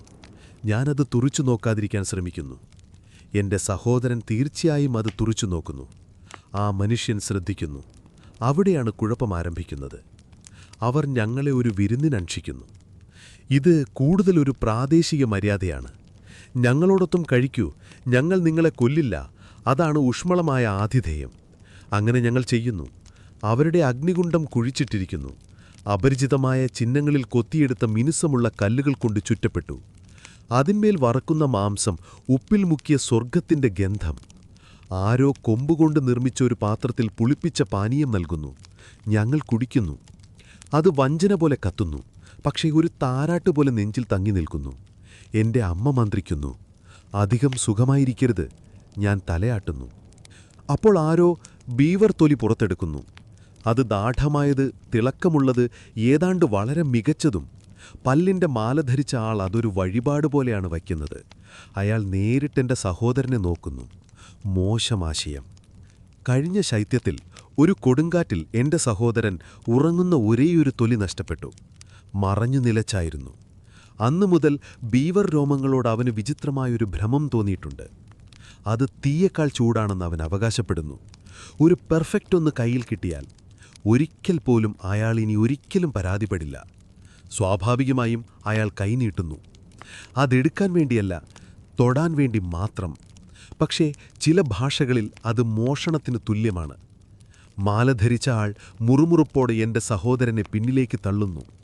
കുന്തങ്ങൾ 2 വശത്തും ഉയരുന്നു. വായു ഒരു ഡ്രം സ്കിൻ പോലെ മുറുകുന്നു. മുഴങ്ങുന്ന ഹൃദയമിടിപ്പിനാൽ നമ്മളൊരു എലിയുടെ കോട്ടിനു മുകളിൽ മരിക്കാൻ പോകുകയാണെന്ന് എനിക്ക് ഉറപ്പുണ്ട്. പക്ഷേ വിത്തുസഞ്ചി എൻ്റെ ഇടുപ്പിൽ അമർന്നു. എനിക്കാ സർപ്പിളത്തെ ഓർമ്മയുണ്ട്. മുടിയിൽ പുറത്തോടുള്ള സ്ത്രീ, മിന്നാമിനുങ്ങുകൾ. ഞാൻ മുന്നോട്ട് വന്ന് എൻ്റെ സ്വന്തം വഴിപാട് താഴെയിടുന്നു. ഉണങ്ങിയ മാമൂത്ത് ഞരമ്പിൻ്റെ ഒരു കഷ്ണം, നമ്മുടെ അവസാനത്തേത്. കടുപ്പം, പവിത്രം, പ്രധാനപ്പെട്ട ബന്ധങ്ങൾക്ക് മാത്രം ഉപയോഗിക്കുന്നു. അവരുടെ കണ്ണുകൾ വിടരുന്നു, പിരിമുറുക്കമുരുകുന്നു. മതി. അവരത് മനസ്സിലാക്കുന്നു. ബീവർ തൊലി മാറ്റി. കുറച്ചു നേരത്തേക്ക് ആരും മിണ്ടിയില്ല. പിന്നീട് തീ അണഞ്ഞതിനു ശേഷം ഇരുവശത്തു നിന്നുമുള്ള മുതിർന്നവർ ഉറക്കച്ചലവിൽ അംഗീകാരം പ്രകടിപ്പിച്ചതിനു ശേഷം ഞാൻ സ്ത്രീകളിൽ ഒരാളോട് അടുത്തിരുന്നു.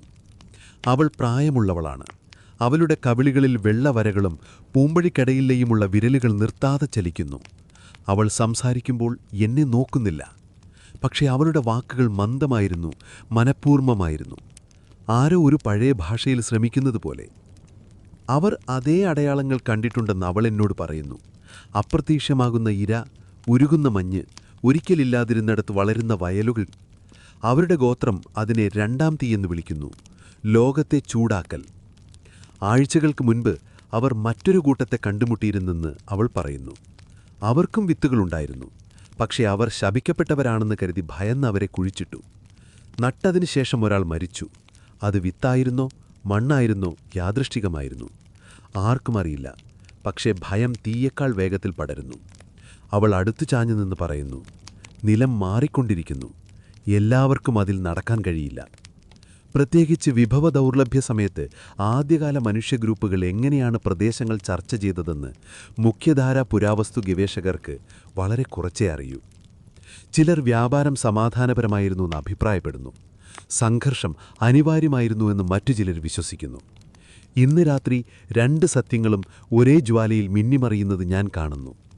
ഞങ്ങൾ പോകുന്നതിനു മുൻപ് എൻ്റെ സഞ്ചിയിൽ നിന്നൊരു വിത്ത് ഞാൻ ആ സ്ത്രീക്ക് നൽകുന്നു. ദൈവങ്ങളിൽ നിന്നുള്ള ഒരു കൽക്കരി പോലെ അവൾ അതിനെ കൈപ്പത്തിയിൽ പിടിക്കുന്നു. രക്തച്ചൊരിച്ചിലില്ലാതെ ഞങ്ങൾ പിരിയുന്നു. ഈ യുഗത്തിലെ ഒരു വിജയമാണിത്. വീണ്ടും പാതയിൽ എൻ്റെ സഹോദരൻ എൻ്റെ അരികിൽ നടക്കുന്നു. അവൻ തൊലിയെക്കുറിച്ച് പരാമർശിക്കുന്നില്ല. സമ്മാനത്തെക്കുറിച്ച് ഞാൻ പരാമർശിക്കുന്നില്ല. 2 പേർക്കും അപകടത്തിൻ്റെ വക്കിലെത്തിയതാണെന്ന് ഞങ്ങൾ 2 പേർക്കും അറിയാം. ആ രാത്രിയിൽ നക്ഷത്രങ്ങൾക്കിടയിൽ ഉറങ്ങാൻ മൃദുലമായൊരു സ്ഥലം ഞങ്ങൾ കണ്ടെത്തി. തവളകളിപ്പോൾ ശാന്തമാണ്. മുകളിലുള്ള ആകാശം വീണ്ടും ചുവന്ന നക്ഷത്രത്തെ കാണുന്നു. എന്നത്തേക്കാളും അടുത്ത്. ആദ്യമായി ഞാൻ അതിൻ്റെ മുഴക്കം കേൾക്കുന്നു. എൻ്റെ കാതുകളിലല്ല, എൻ്റെ അസ്ഥികളിൽ. കൊടുങ്കാറ്റ് വരുന്നതായി ഞങ്ങൾ കാണുന്നില്ല. ഉച്ച കഴിഞ്ഞു. വിശാലമായ ഒരു ചതുപ്പിൻ്റെ അരികിലൂടെ ഞങ്ങൾ സഞ്ചരിക്കുകയാണ്. മുങ്ങുന്ന പാടുകൾ ഒഴിവാക്കാൻ ശ്രദ്ധിക്കുക. സൂര്യൻ ഉയർന്നിരിക്കുന്നു. തവളകൾ വീണ്ടും അവയുടെ പൂർണ്ണമായ അസംബന്ധത്തിലേക്ക് തിരിച്ചെത്തിയിരിക്കുന്നു. എൻ്റെ സഹോദരൻ ഒരു വടി കണ്ടെത്തി. അത് നമ്മുടെ വൃദ്ധ അമ്മാവൻ്റെ മൂക്ക് പോലെയാണെന്ന് അദ്ദേഹം അവകാശപ്പെടുന്നു. അവൻ ഇംപ്രഷനുകൾ സൃഷ്ടിക്കുന്നു. ഞങ്ങൾ ചിരിക്കുന്നു. പിന്നെ ആകാശം മാറുന്നു. വെളിച്ചം മാറുന്നു. അത് ചാരനിറമാകുന്നു. പതുക്കെയല്ല, ആ ഉച്ച കഴിഞ്ഞുള്ള മേഘങ്ങൾ ഉരുണ്ടുകൂടുന്ന രീതിയിലല്ല. പെട്ടെന്നൊന്ന്. ഒരു നിമിഷം അത് വ്യക്തമാണ്. അടുത്ത നിമിഷം സൂര്യന് മുകളിൽ ആരോ ഒരു കമ്പിളി പുതപ്പിട്ടതുപോലെ. വറിയൾപ്പ് കൂടാതെ കാറ്റ് വരുന്നു. കഠിനം, മൂർച്ചയുള്ളത്, ദേഷ്യം പോലെ. ഞങ്ങളിപ്പോഴും ഇവിടെയുണ്ട്. ഞങ്ങൾ മറവിനായി ചിതറുന്നു. പക്ഷെ ഞങ്ങൾ ഏറ്റവും മോശം സ്ഥലത്താണ്. പരന്നതും നനഞ്ഞതുമായ ഭൂമി, മരങ്ങളില്ല, കുന്നുകളില്ല, അനന്തമായ ചതുപ്പ്. എൻ്റെ അമ്മ 2 കുട്ടികളെയും പിടിച്ച് ഒരു ചത്ത മരക്കഷ്ണത്തിൻ്റെ പിറകിൽ മുങ്ങുന്നു. ഞാൻ വിത്ത് സഞ്ചിയുടെ മുകളിലൂടെ എൻ്റെ കൈയെറിഞ്ഞു. പാറക്കൂട്ടങ്ങൾ ഇപ്പോൾ അടുത്തായതിനാൽ അവ തീർച്ചയായും അസ്ഥികളാണ്. മഴ പെയ്യുന്നു. അത് വീഴുന്നില്ല, അതാഞ്ഞടിക്കുന്നു. ആകാശം ഒടുവിൽ ഒറ്റയടിക്ക് ഉരുകാൻ തീരുമാനിച്ചതുപോലെ. നിമിഷങ്ങൾക്കകം ഭൂമി സൂപ്പാകുന്നു. തവളകൾ അപ്രത്യക്ഷമാകുന്നു. കാറ്റലറുന്നു. ഞാൻ ഒരിക്കൽ മുകളിലേക്ക് നോക്കുന്നു. ഉടനെ അതിൽ ഖേദിക്കുന്നു. മേഘങ്ങൾ മെനിഞ്ഞ കയറുപോലെ വളയുന്നു. അദൃശ്യമായ എന്തിനോ ചുറ്റും കറങ്ങുന്നു. ഉയരമുള്ള, പഴക്കമുള്ള എന്തൊന്നിനോ ചുറ്റും. മൂപ്പന്മാരിൽ ഒരാൾ എന്തോ അലറുന്നു. പക്ഷേ കാറ്റത് മോഷ്ടിക്കുന്നു. മറ്റൊരാൾ ഏതെങ്കിലും മുട്ടുകുത്തി പ്രാർത്ഥിക്കുന്നു. നമ്മളിപ്പോൾ സംസാരിക്കാത്ത ഭാഷയിൽ. അതിൻ്റെ അർത്ഥമെന്താണെന്ന് അവൻ അറിയില്ല. അത് വെറും ശബ്ദം മാത്രമാണ്. സുരക്ഷയെക്കുറിച്ചുള്ള ഓർമ്മ. പിന്നെ മിന്നൽ വരുന്നു. അത് നമ്മുടെ തൊട്ടു മുന്നിലുള്ള ചതുപ്പിൽ പതിക്കുന്നു. ഒരിക്കൽ, 2 തവണ, മൂന്നാമതും അതേ സ്ഥലത്ത്. ഞങ്ങൾ നോക്കി, വായ തുറന്ന് നിലം പൊട്ടിത്തെറിക്കുന്നു. ചെളിയും നീരാവിയും മറ്റെന്തോ അസ്ഥി എല്ലാം മുകളിലേക്ക് പൊട്ടിത്തെറിക്കുന്നു. ഞാൻ എന്നെ സ്വയം എറിയുന്നു. ഒരു നിമിഷം കഴിഞ്ഞ് ചൂടാഞ്ഞടിക്കുന്നു. തീയുടെ ചൂടല്ല, ഭൂമിയുടെ ചൂട്, കൊടുംചൂട്, ലോകം പൊട്ടിത്തെറിച്ചതുപോലെ. അതവസാനിക്കുമ്പോൾ ഞങ്ങൾ നിശബ്ദരായി കിടക്കുന്നു. നനഞ്ഞുകുതിർന്നു, വിറയ്ക്കുന്നു, ജീവനോടെ. അവസാനം ഞങ്ങൾ ഒത്തുകൂടുന്നു. മരം പകുതിയായി പൊട്ടി. കുട്ടികളിലൊരാളുടെ ഷൂ ചെളിയിൽ നഷ്ടപ്പെട്ടു. കൊടുങ്കാറ്റത് മനഃപൂർവ്വം തിന്നുകളഞ്ഞുവെന്നവർക്കിപ്പോൾ ബോധ്യമുണ്ട്. ഞാൻ അവളെ വിശ്വസിക്കുന്നു. മിന്നൽ വീണ സ്ഥലത്തേക്ക് ഞങ്ങൾ പോകുന്നു. ഞങ്ങളത് കാണുന്നു. ചെളിയിൽ പകുതി കുഴിച്ചിട്ടത് വളരെ വലുതാണ്. മാമോത്തല്ല, മരമല്ല, ഫോസിൽ. വളഞ്ഞതും ഫോസിലൈസ് ചെയ്തതുമായ മരക്കൊമ്പുകൾ പോലെയുള്ള വാരിയെല്ലുകൾ. എൻ്റെ കയ്യേക്കാൾ വലിയ പല്ലുകൾ. ഒരു സമുദ്രത്തിനായി ഉദ്ദേശിച്ച ഒരു ജീവി പോലെ തോന്നുന്നു. ഒരു ചത്ത സമുദ്രം. ആരും അനങ്ങുന്നില്ല. ഒടുവിൽ ഞാൻ മുന്നോട്ട് പോയി അതിനെ തൊടുന്നു. അസ്ഥി ചൂടാണ്. കൊടുങ്കാറ്റിൻ്റെ നല്ല, മറ്റെന്തിൻ്റെന്നോ. അത് ചുവന്ന സ്റ്റാർ പോലെ മൂളുന്നു. എൻ്റെ സഹോദരൻ അത് ശ്വസിക്കുന്നത് കേൾക്കുന്നുവെന്ന് സത്യം ചെയ്യുന്നു. എനിക്ക് ചിരിക്കണം, പക്ഷെ എനിക്ക് ചിരിക്കണ്ട. ഫോസിലുകളുമായുള്ള ആദ്യകാല മനുഷ്യ കൂടിക്കാഴ്ചകൾ, ജീമന്മാർ, കടൽ മൃഗങ്ങൾ, പർവ്വതങ്ങൾക്കടിയിൽ കുഴിച്ചിട്ട ദൈവങ്ങൾ എന്നിവ പുരാവൃത്ത നിർമ്മാണത്തെ സ്വാധീനിച്ചിട്ടുണ്ടോ എന്ന് ചരിത്രകാരന്മാർ ഇപ്പോഴും വാദിക്കുന്നുണ്ട്. ഇവിടെ നിൽക്കുമ്പോൾ എനിക്ക് അതിശയിക്കാനില്ല. ഈ കാര്യം എന്താണെന്ന് എനിക്കറിയില്ല. പക്ഷേ ഇത് മരിച്ചില്ല എന്നെനിക്കറിയാം. ഇത് നമ്മുടേതിനേക്കാൾ വളരെ പഴക്കമുള്ളൊരു കഥയുടെ ഭാഗമാണ്. ടാർപ്പാടങ്ങളിൽ ആകസ്മികമായി ഞങ്ങൾ എത്തിച്ചേരുന്നു. മേഘങ്ങളില്ലാത്ത ഒരു പ്രഭാതം. ഏറ്റവും മോശം സമയം നിങ്ങളുടെ പിന്നിലാണെന്ന് നിങ്ങളെ വിശ്വസിപ്പിക്കുന്ന തരത്തിലുള്ളത്. പക്ഷികൾ അവരുടെ ഗോസിപ്പ് കൂട്ടത്തിലേക്ക് തിരിച്ചെത്തിയിരിക്കുന്നു. വായുവിൽ നനഞ്ഞ മായലിൻ്റെയും കൂണിൻ്റെയും ഗന്ധമുണ്ട്. എൻ്റെ സഹോദരൻ പോലും വീണ്ടും വിസിലടിക്കുന്നു. പേരില്ലാത്ത ഒരു രാഗം, പക്ഷേ എങ്ങനെയോ ഇപ്പോഴും ശല്യപ്പെടുത്തുന്നു. ഞങ്ങളുടെ കാലിനടിയിലെ നിലം മാറുമ്പോൾ ഇടുങ്ങിയതും വളഞ്ഞതുമായ ഒരു മാൻപാത പിന്തുടരുകയാണ്. അതൊട്ടിപ്പിടിക്കുന്നു. മൃദുവാണ്. ഗന്ധം ആദ്യം അടിക്കുന്നത് അഴുകിയതും കലർന്നതുമായ കത്തിയ മരത്തിൻ്റെ നീരുപോലെ സമ്പന്നമായ ഒരു രാസമധുരമാണ്. പിന്നെ നമ്മളത് കാണുന്നു. വീതിയുള്ള ആഴം ചറന്ന തടം, ഇരുണ്ടതും തിളങ്ങുന്നതും കട്ടിയും കറുത്തതുമായ ടാർ സ്രവിക്കുന്നു. കുമിളകൾ, മന്ദത, ആത്മീയമായ അടുത്ത ജീവനുള്ളതാണ്. കാറ്റിളകുന്നു. കുമിളകൾ മങ്ങിയ പൊട്ടലുകളാൽ പൊട്ടിത്തെറിക്കുന്നു. എൻ്റെ വയറ്റിലേക്ക് തിരിയുകയും അതേസമയം എൻ്റെ ജിജ്ഞാസ ഉണർത്തുകയും ചെയ്യുന്ന ഒരു ഗന്ധം പുറത്തുവിടുന്നു. അസ്ഥികളുണ്ട് എല്ലായിടത്തും. ചിലത് ഡ്രിഫ്റ്റ് വുഡ് പോലെ ചിതറിക്കിടക്കുന്നു. ചിലതിപ്പോഴും ടാറിൽ പതിഞ്ഞിരിക്കുന്നു.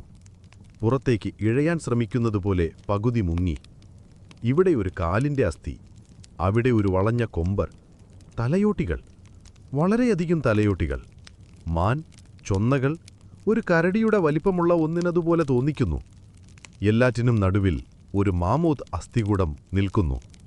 അതിൻ്റെ കാലുകൾ ഇപ്പോഴും പിച്ചിൽ ആഴ്ന്നിറങ്ങിയിട്ടും നിവർന്നു നിൽക്കുന്നു, മരവിച്ച നട്ടെല്ലുപോലെ. അതിൻ്റെ തുമ്പിക്കൈ മുന്നോട്ട് നീണ്ടു നിൽക്കുന്നു. താടിയെല്ലുകൾ അകന്നുപോകുന്നു. ഒരു നിലവിളിയിലല്ല, മറിച്ച് നിശബ്ദവും നിത്യവുമായ ശ്വാസത്തിൽ. വാരിയെല്ലുകൾ സൂര്യനിൽ തിളങ്ങുന്നു. ടാറും സമയവും കൊണ്ട് മൂടപ്പെട്ടിരിക്കുന്നു. ഞങ്ങൾ അത്ഭുതത്തോടെ നോക്കുന്നു. എൻ്റെ സഹോദരി നിശബ്ദത തകർക്കുന്നു. അവനൊരു ലഘുഭക്ഷണത്തിൻ്റെ പിന്നാലെ കുടുങ്ങി. അതൊരു മോശം തമാശയാണ്. എന്തായാലും ഞങ്ങൾ ചിരിക്കും. പിന്നെയും നിശബ്ദരാകുന്നു. കാരണം അവിടെ നിൽക്കുമ്പോൾ, ആ അസ്ഥികളെ നോക്കുമ്പോൾ നമുക്കെല്ലാവർക്കും അതനുഭവിക്കുന്നു. ഇത് നമ്മളായിരിക്കാം. ഒരു തെറ്റായ ഘട്ടം, ഒരു തെറ്റായ സീസൺ, ഒരു വേട്ട വളരെ വൈകി. മൂപ്പന്മാർ ഒന്നും പറയുന്നില്ല. അവർ മുമ്പ് മരണം കണ്ടിട്ടുണ്ട്. പക്ഷേ ഇതൊരു സ്മാരകമാണ്. പ്രകൃതി തന്നെ കൊത്തിയെടുത്ത ഒരു മുന്നറിയിപ്പ്. മെയിൻസ്ട്രീം പുരാവസ്തുശാസ്ത്രം പറയുന്നത് ലാബ്രിയയിലേതുപോലെയുള്ള ചരിത്രാതീത കാലത്തെ ടാർക്കുഴികൾ എണ്ണമറ്റ മൃഗങ്ങളെ കുടുക്കി. ഭൂമിയിലെ ഏറ്റവും സമ്പന്നമായ ഫോസിൽ ബെഡുകളിൽ ചിലത് നൽകിയിരുന്നു എന്നാണ്. പക്ഷേ നമ്മുടെ കാഴ്ചപ്പാടിൽ ഇവിടെ ഇപ്പോൾ ഇതുദ്ദേശത്തോടെ സ്ഥാപിച്ച ഒരു ശ്മശാനം പോലെയാണ്. ലോകം മാറാൻ തുടങ്ങിയ നിമിഷം സംരക്ഷിക്കാൻ ആഗ്രഹിച്ച എന്തോ ഒന്നുപോലെ എൻ്റെ സഹോദരി വയലിൻ്റെ അരികിൽ ചാരി ഒരു കല്ലെറിയുന്നു. അത് പതുക്കെ മുങ്ങുന്നു. പിന്നെ കുമിളകൾ. പിന്നീട് അവൾ എന്നോടൊരാഗ്രഹം പ്രകടിപ്പിച്ചു. തടത്തിൻ്റെ അരികിൽ പര്യവേക്ഷിച്ചാൽ നമുക്ക് അപരിചിതമായ കാര്യങ്ങൾ കാണാം. ഒരു വൃത്താകൃതിയിൽ ക്രമീകരിച്ചിരിക്കുന്ന വാരിയെല്ലുകളുടെ ഒരു കൂട്ടം, സമീപത്ത് കല്ലിൽ കൊത്തിയെടുത്ത കൊത്തുവരകൾ, സർപ്പിളങ്ങൾ, വീണ്ടും പക്ഷേ പുതിയ എന്തോ, ഓവർലാപ്പിംഗ് കൈകളുടെ ഒരു പരമ്പര. 13 കൃത്യമായി പറഞ്ഞാൽ. നമ്മുടേതല്ല, മറ്റൊരാൾ ഇവിടെയുണ്ടായിരുന്നു. അല്ലെങ്കിൽ ഇപ്പോഴുമുണ്ട്. ഞങ്ങൾ വഴിപാടുകൾ ഉപേക്ഷിക്കുന്നു. ഒരു മീനസ്ഥി ആകർഷണം, പുകയുന്ന വേരിൻ്റെ ഒരു സ്ട്രിപ്പ്, വസന്തകാലത്ത് ഞങ്ങൾ കുഴിച്ചിട്ട ഒരു പരുന്തിൻ്റെ അവസാന തൂവൽ. രാത്രി തങ്ങാനായി ആരും നിർദ്ദേശിക്കുന്നില്ല. ഒരണ്ണാനുമായുണ്ടായ തർക്കത്തിനു ശേഷം 2 ദിവസം പൊള്ളയായ ഒരു മരത്തടിയിൽ ഉറങ്ങിയ എൻ്റെ സഹോദരൻ പോലും പറയുന്നു, ഞങ്ങൾ മുന്നോട്ടു പോകണമെന്ന്. അതുകൊണ്ട് ഞങ്ങൾ അങ്ങനെ ചെയ്യുന്നു. പക്ഷേ അതിനുശേഷം ഞങ്ങളിൽ എന്തോ മാറ്റം വരുന്നു. ഞങ്ങൾ കൂടുതൽ നിശബ്ദരായി നടക്കുന്നു. നിലം കൂടുതൽ നിരീക്ഷിക്കുന്നു.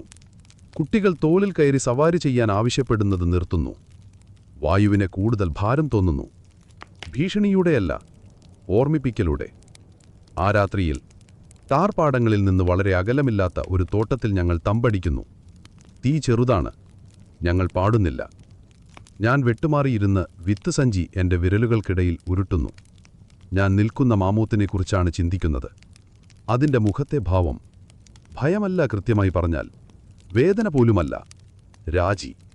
അതിനെന്തിൻ്റെയും അവസാനമാണെന്ന് അതിനറിയാമായിരുന്നത്രേ. ഞാൻ എൻ്റെ കൈപ്പത്തി എൻ്റെ അരികിലുള്ള മണ്ണിൽ അമർത്തുന്നു. ഉറച്ചതും എന്നാൽ ഈർപ്പമുള്ളതുമായ പെർഫെക്റ്റ് ഘടന. ചിന്തിക്കാതെ ഞാൻ വിത്തുകളിലൊന്ന് പുറത്തെടുത്ത് കുഴിച്ചിടുന്നു. ഒന്നുമാത്രം. ഞാൻ മണ്ണിൽ മൃദുവായി തലോടി വിത്ത് സ്ത്രീ ഉപയോഗിച്ച വാക്ക് മന്ത്രിക്കുന്നു. പീ. ആരും എന്നെ കാണുന്നില്ല. എന്തായാലും ആരും കാണുന്നില്ല എന്ന് ഞാൻ കരുതുന്നു. പക്ഷെ പിറ്റേ ദിവസം രാവിലെ ഞങ്ങൾ ക്യാമ്പ് തകർക്കുമ്പോൾ അടുത്തുള്ള ഒരു കല്ലിൽ ഒരു ചെറിയ സർപ്പിളം പൊറഞ്ഞുകിടക്കുന്നത് ഞാൻ കണ്ടു. ഫ്രഷ്. കൃത്യമായി. അത് ഇന്നലെ രാത്രി അവിടെയുണ്ടായിരുന്നില്ല. ഞാൻ എൻ്റെ സഹോദരനോട് ചോദിച്ചു. അവൻ തോളുകുലുക്കുന്നു. പക്ഷേ ഞാനത് അവൻ്റെ കണ്ണിൽ കാണുന്നു. അവനത് ചെയ്തില്ല. എന്നിട്ടും അവനറിയാം. ഞങ്ങൾ നടക്കുന്നു. കാട് കട്ടിയിരുന്നു. ഉറക്കമില്ലാത്ത ഒരു കണ്ണുപോലെ സൂര്യൻ മേലാപ്പിലൂടെ അരിച്ചിറങ്ങുന്നു. ഞങ്ങളുടെ പിന്നിലെവിടെയെങ്കിലും മാമൂത്തിപ്പോഴും നിൽക്കുന്നു. എവിടെയും നിശബ്ദം. ഇപ്പോൾ ഭൂമി പതുക്കെ ഉയർന്നു വരുന്നു. വളരെ പിരിമുറുകമുള്ള ദിവസങ്ങൾക്ക് ശേഷം മന്ദഗതിയിലുള്ള നിശ്വാസം പോലെ മുകളിലേക്ക് ഉരുണ്ടുകൂടുന്നു. മരങ്ങൾ മെലിഞ്ഞും ഉയരത്തിലും വളരുന്നു. ബെർഷും ആസ്പെനും വയർ നിറഞ്ഞ കോണിഫറുകളെ മാറ്റിസ്ഥാപിക്കുന്നു. ഇവിടുത്തെ കാറ്റ് നമ്മുടെ കാതുകളിലൂടെ അലർന്നതിനു പകരം ഇലകളിലൂടെ മന്ത്രിക്കുന്നു. ആഴ്ചകളിൽ ആദ്യമായി മറ്റെന്തെങ്കിലും സ്ഥലത്തുനിന്ന് ഓടിപ്പോകുന്നതിനു പകരം നമ്മൾ എന്തിലേക്കോ കയറുന്നതുപോലെയാണ് തോന്നുന്നത്. പാത കൂടുതൽ വരണ്ടതാണ്, കൂടുതൽ ദൃഢമാണ്. നിങ്ങളെ തിന്നാൻ ആഗ്രഹിക്കുന്നതുപോലെ നിങ്ങളുടെ ബൂട്ടുകൾ വലിക്കാത്ത തരത്തിലുള്ള പാത. എൻ്റെ അമ്മ പറയുന്നത് അത് അവളുടെ ബാല്യത്തെ ഓർമ്മിപ്പിക്കുന്നു എന്നാണ്. ഉയർന്ന സ്ഥലങ്ങൾ, മേഘവും കരയും കൂടിച്ചേരുന്ന പാറക്കെട്ടുകൾ. അവൾ അത് പറയുമ്പോൾ പുഞ്ചിരിക്കുന്നു. തണുപ്പുപേക്ഷിച്ചതിനു ശേഷം ഞാൻ അവളുടെ പുഞ്ചിരി കാണുന്നത് ഇതാദ്യമാണെന്ന് ഞാൻ മനസ്സിലാക്കുന്നു. നമ്മളിപ്പോൾ ഭാരം കുറഞ്ഞവരാണ്. സാധനങ്ങളിലല്ല, നമ്മളിപ്പോഴും വേരുകളിൽ നിന്ന് ഭക്ഷണം പറിച്ചെടുക്കുകയാണ്. നമ്മുടെ ഉണക്കമീനിൻ്റെ അവസാനത്തേതും എന്നാൽ ആഴത്തിലുള്ളതിൽ ഭാരം കുറഞ്ഞതാണ്. വാരിയെല്ലുകൾക്ക് പിന്നിലെ ആ വേദന, ലോകാവസാനം പിന്തുടരുന്നതിൻ്റെ ആ നിരന്തരമായ കടിച്ചുകീറുന്ന വികാരം, തീർച്ചയായും അതിപ്പോഴും അവിടെയുണ്ട്. എന്നാൽ നിശബ്ദത. എൻ്റെ സഹോദരൻ എൻ്റെ അരികിലൂടെ നടക്കുന്നു. അവൻ വീണ്ടും മൂഴുന്നു. ഇത്തവണ ഒരു പുതിയ രാഗം. നക്ഷത്രങ്ങൾ തീ എങ്ങനെ നടാമെന്ന് പഠിപ്പിച്ച ഒരു സ്വപ്നത്തിൽ അതവന് വന്നതായി അവൻ സത്യം ചെയ്യുന്നു. ഞാൻ ചോദിക്കുന്നില്ല, ഞാൻ തലയാട്ടുന്നു. ഞങ്ങളൊരിടുങ്ങിയ മലയിടുക്കിലൂടെ കടന്നുപോകുന്നു. ലൈക്കണും സമയവും കൊണ്ട് വരച്ച കൽഭിത്തികൾ. പകുതി വഴിയിൽ പാറയിൽ ചുവന്ന അടയാളങ്ങൾ ഞങ്ങൾ കാണുന്നു. മങ്ങിയ കൈമുദ്രകൾ, കുത്തുകൾ, പക്ഷിയുടെ ചിറകുപോലെ വളയുന്ന ഒരു നീണ്ട കമാനം. അവ പഴയതാണ്, വളരെ പഴയതാണ്. നമ്മുടെ പഴയ കഥയേക്കാൾ പഴയതാണ്. ആരോ ഇവിടെയുണ്ടായിരുന്നു. ബഹുപക്ഷേ പലരും. മൂപ്പന്മാരിലൊരാൾ നമുക്ക് മുമ്പ് കയറിയവരെക്കുറിച്ച് എന്തോ പിറുപിറുക്കുന്നു. മറ്റൊരാൾ ഇതൊരു വേട്ടയാടൽ അടയാളമാണെന്ന് പറയുന്നു. പക്ഷേ അതൊരാശംസയാണെന്ന് ഞാൻ കരുതുന്നു. നമുക്ക് കാണാൻ കഴിയുന്നതിനേക്കാൾ നീളമുള്ള ഒന്നിൻ്റെ ഭാഗമാണെന്ന ഓർമ്മപ്പെടുത്തലാണ്. മെയിൻ സ്ട്രീം പണ്ഡിതന്മാർ ഈ അടയാളങ്ങളെ ചിത്രചിത്രങ്ങളെന്ന് വിളിക്കുന്നു. പലപ്പോഴും ആദ്യകാല കഥ പറയൽ വംശചിഹ്നങ്ങൾ അല്ലെങ്കിൽ മാപ്പുകളെന്ന് വ്യാഖ്യാനിക്കപ്പെടുന്നു. എന്നാൽ എപ്പോഴും ചർച്ചയുണ്ട്. ചിലർ അവയെ ആചാരികമാണെന്ന് വിശ്വസിക്കുന്നു, മറ്റു ചിലർ അവ വെറും കലയാണെന്ന് വാദിക്കുന്നു. വ്യക്തിപരമായി അവ സംഭാഷണങ്ങളാണെന്ന് ഞാൻ കരുതുന്നു. മറക്കപ്പെടാൻ ആഗ്രഹിക്കാത്ത ആളുകൾ പിന്നിൽ അവശേഷിപ്പിച്ച. മുന്നോട്ടു പോകുമ്പോൾ മലയിടുക്ക് വിശാലമാകുന്നു. ലോകം തുറക്കുന്നു. നമ്മളൊരു പീഠഭൂമിയിലേക്ക് ഉയരുന്നു, നിർത്തുന്നു. നമ്മുടെ താഴെ കണ്ണെത്താൻ ദൂരത്തേക്ക് വ്യാപിച്ചു കിടക്കുന്ന സ്വർണത്തിൻ്റെ ഒരു വിശാലമായ താഴ്വരയുണ്ട്. നിധിയല്ല, ലോഹമല്ല, പുല്ല്. വെള്ളമില്ലാത്ത ഒരു സമുദ്രം പോലെ കാറ്റിൽ ആടിയുലയുന്ന ഉയർന്ന സ്വർണ്ണപ്പുല്ലിൻ്റെ അനന്തവും അലത്തെന്നുന്ന പാടങ്ങൾ. താഴ്വരയുടെ നടുവിൽ ഒരു ഇരുണ്ട രത്നം പോലെ ഒരു തടാകമുണ്ട്. നിശ്ചലമായി, കണ്ണാടി പോലെ സ്വാഭാവികമായിരിക്കാൻ കഴിയാത്തത്ര വൃത്താകൃതിയിൽ. നമ്മളെല്ലാവരും നമ്മൾ ഉറ്റുനോക്കുന്നു. ആരും സംസാരിക്കുന്നില്ല. ഇതൊരേ സമയം ഒരുപാട് സൗന്ദര്യമാണ്. കുറച്ചു കഴിഞ്ഞപ്പോൾ ഒരാൾ ചുമയ്ക്കുന്നു, മറ്റൊരാൾ ഭീതിപ്പെട്ട് ചിരിക്കുന്നു. തടാകം ഗ്ലാസ് കൊണ്ട് നിർമ്മിച്ചതാണെന്ന് ഒരു കുട്ടി ചോദിക്കുന്നു. ഒരു ക്ഷേത്രത്തിൽ കയറുന്നതുപോലെ നമ്മൾ പതുക്കെ ആദരവോടെ ഇറങ്ങാൻ തുടങ്ങുന്നു. താഴ്വരയുടെ അടിത്തരത്തിൽ വായു വീണ്ടും ചൂടാകുന്നു. മങ്ങിയതല്ല, മൃദുലമാണ്, മധുരം. നടക്കുമ്പോൾ പുല്ല് നമ്മുടെ കാലുകൾ മറയ്ക്കുന്നു. തേനീച്ചകൾ മൂഴുന്നു, ക്രിക്കറ്റുകൾ പാടുന്നു. തടാകത്തിൻ്റെ അരികിൽ നമ്മൾ അപ്രതീക്ഷിതമായ ഒന്ന് കണ്ടെത്തുന്നു. കല്ലുകളുടെ ഒരു വൃത്തം. മനഃപൂർവം ക്രമീകരിച്ച, കാലാവസ്ഥയ്ക്ക് വിധേയമായ. നമ്മുടേതല്ല. നമുക്ക് 13 ഓരോന്നും ഒരു വ്യക്തിയുടെ ഉയരത്തിൽ വിചിത്രമായ കൃത്യതയോടെ നിവർന്നു നിൽക്കുന്നു. മധ്യത്തിൽ ഒറ്റമരം, ചെറുത്, ഇളം നിറമുള്ളത്, പുതിയ ഇലകളുള്ള പച്ച. അതിന് താഴെ മുളകൾ, ചെറിയ ചിടപ്പുകൾ, കാട്ടുപുല്ലല്ല, കളകളല്ല, നട്ടുപിടിപ്പിച്ച. എൻ്റെ ഹൃദയം മിടിക്കുന്നു. ഞാൻ മുട്ടുകുത്തി നിന്ന് ഒന്നിൻ്റെ ചുവട്ടിൽ പതുക്കെ കുഴിക്കുന്നു. അതാ അത്, ഇപ്പോൾ പിളർന്ന് വേരിലേക്കും തണ്ടിലേക്കും നീണ്ടുകിടക്കുന്ന പരിചിതമായ ഓവൽ. വിത്തുകളിൽ ഒന്ന് എൻ്റേതാണോ? എനിക്കറിയില്ല. പക്ഷേ അതെൻ്റേതുപോലെ തോന്നുന്നു. മൂപ്പന്മാർ ഒത്തുകൂടുന്നു. എൻ്റെ അമ്മ എൻ്റെ തോളിൽ കൈവയ്ക്കുന്നു. എൻ്റെ സഹോദരൻ പോലും നിശബ്ദനാകുന്നു.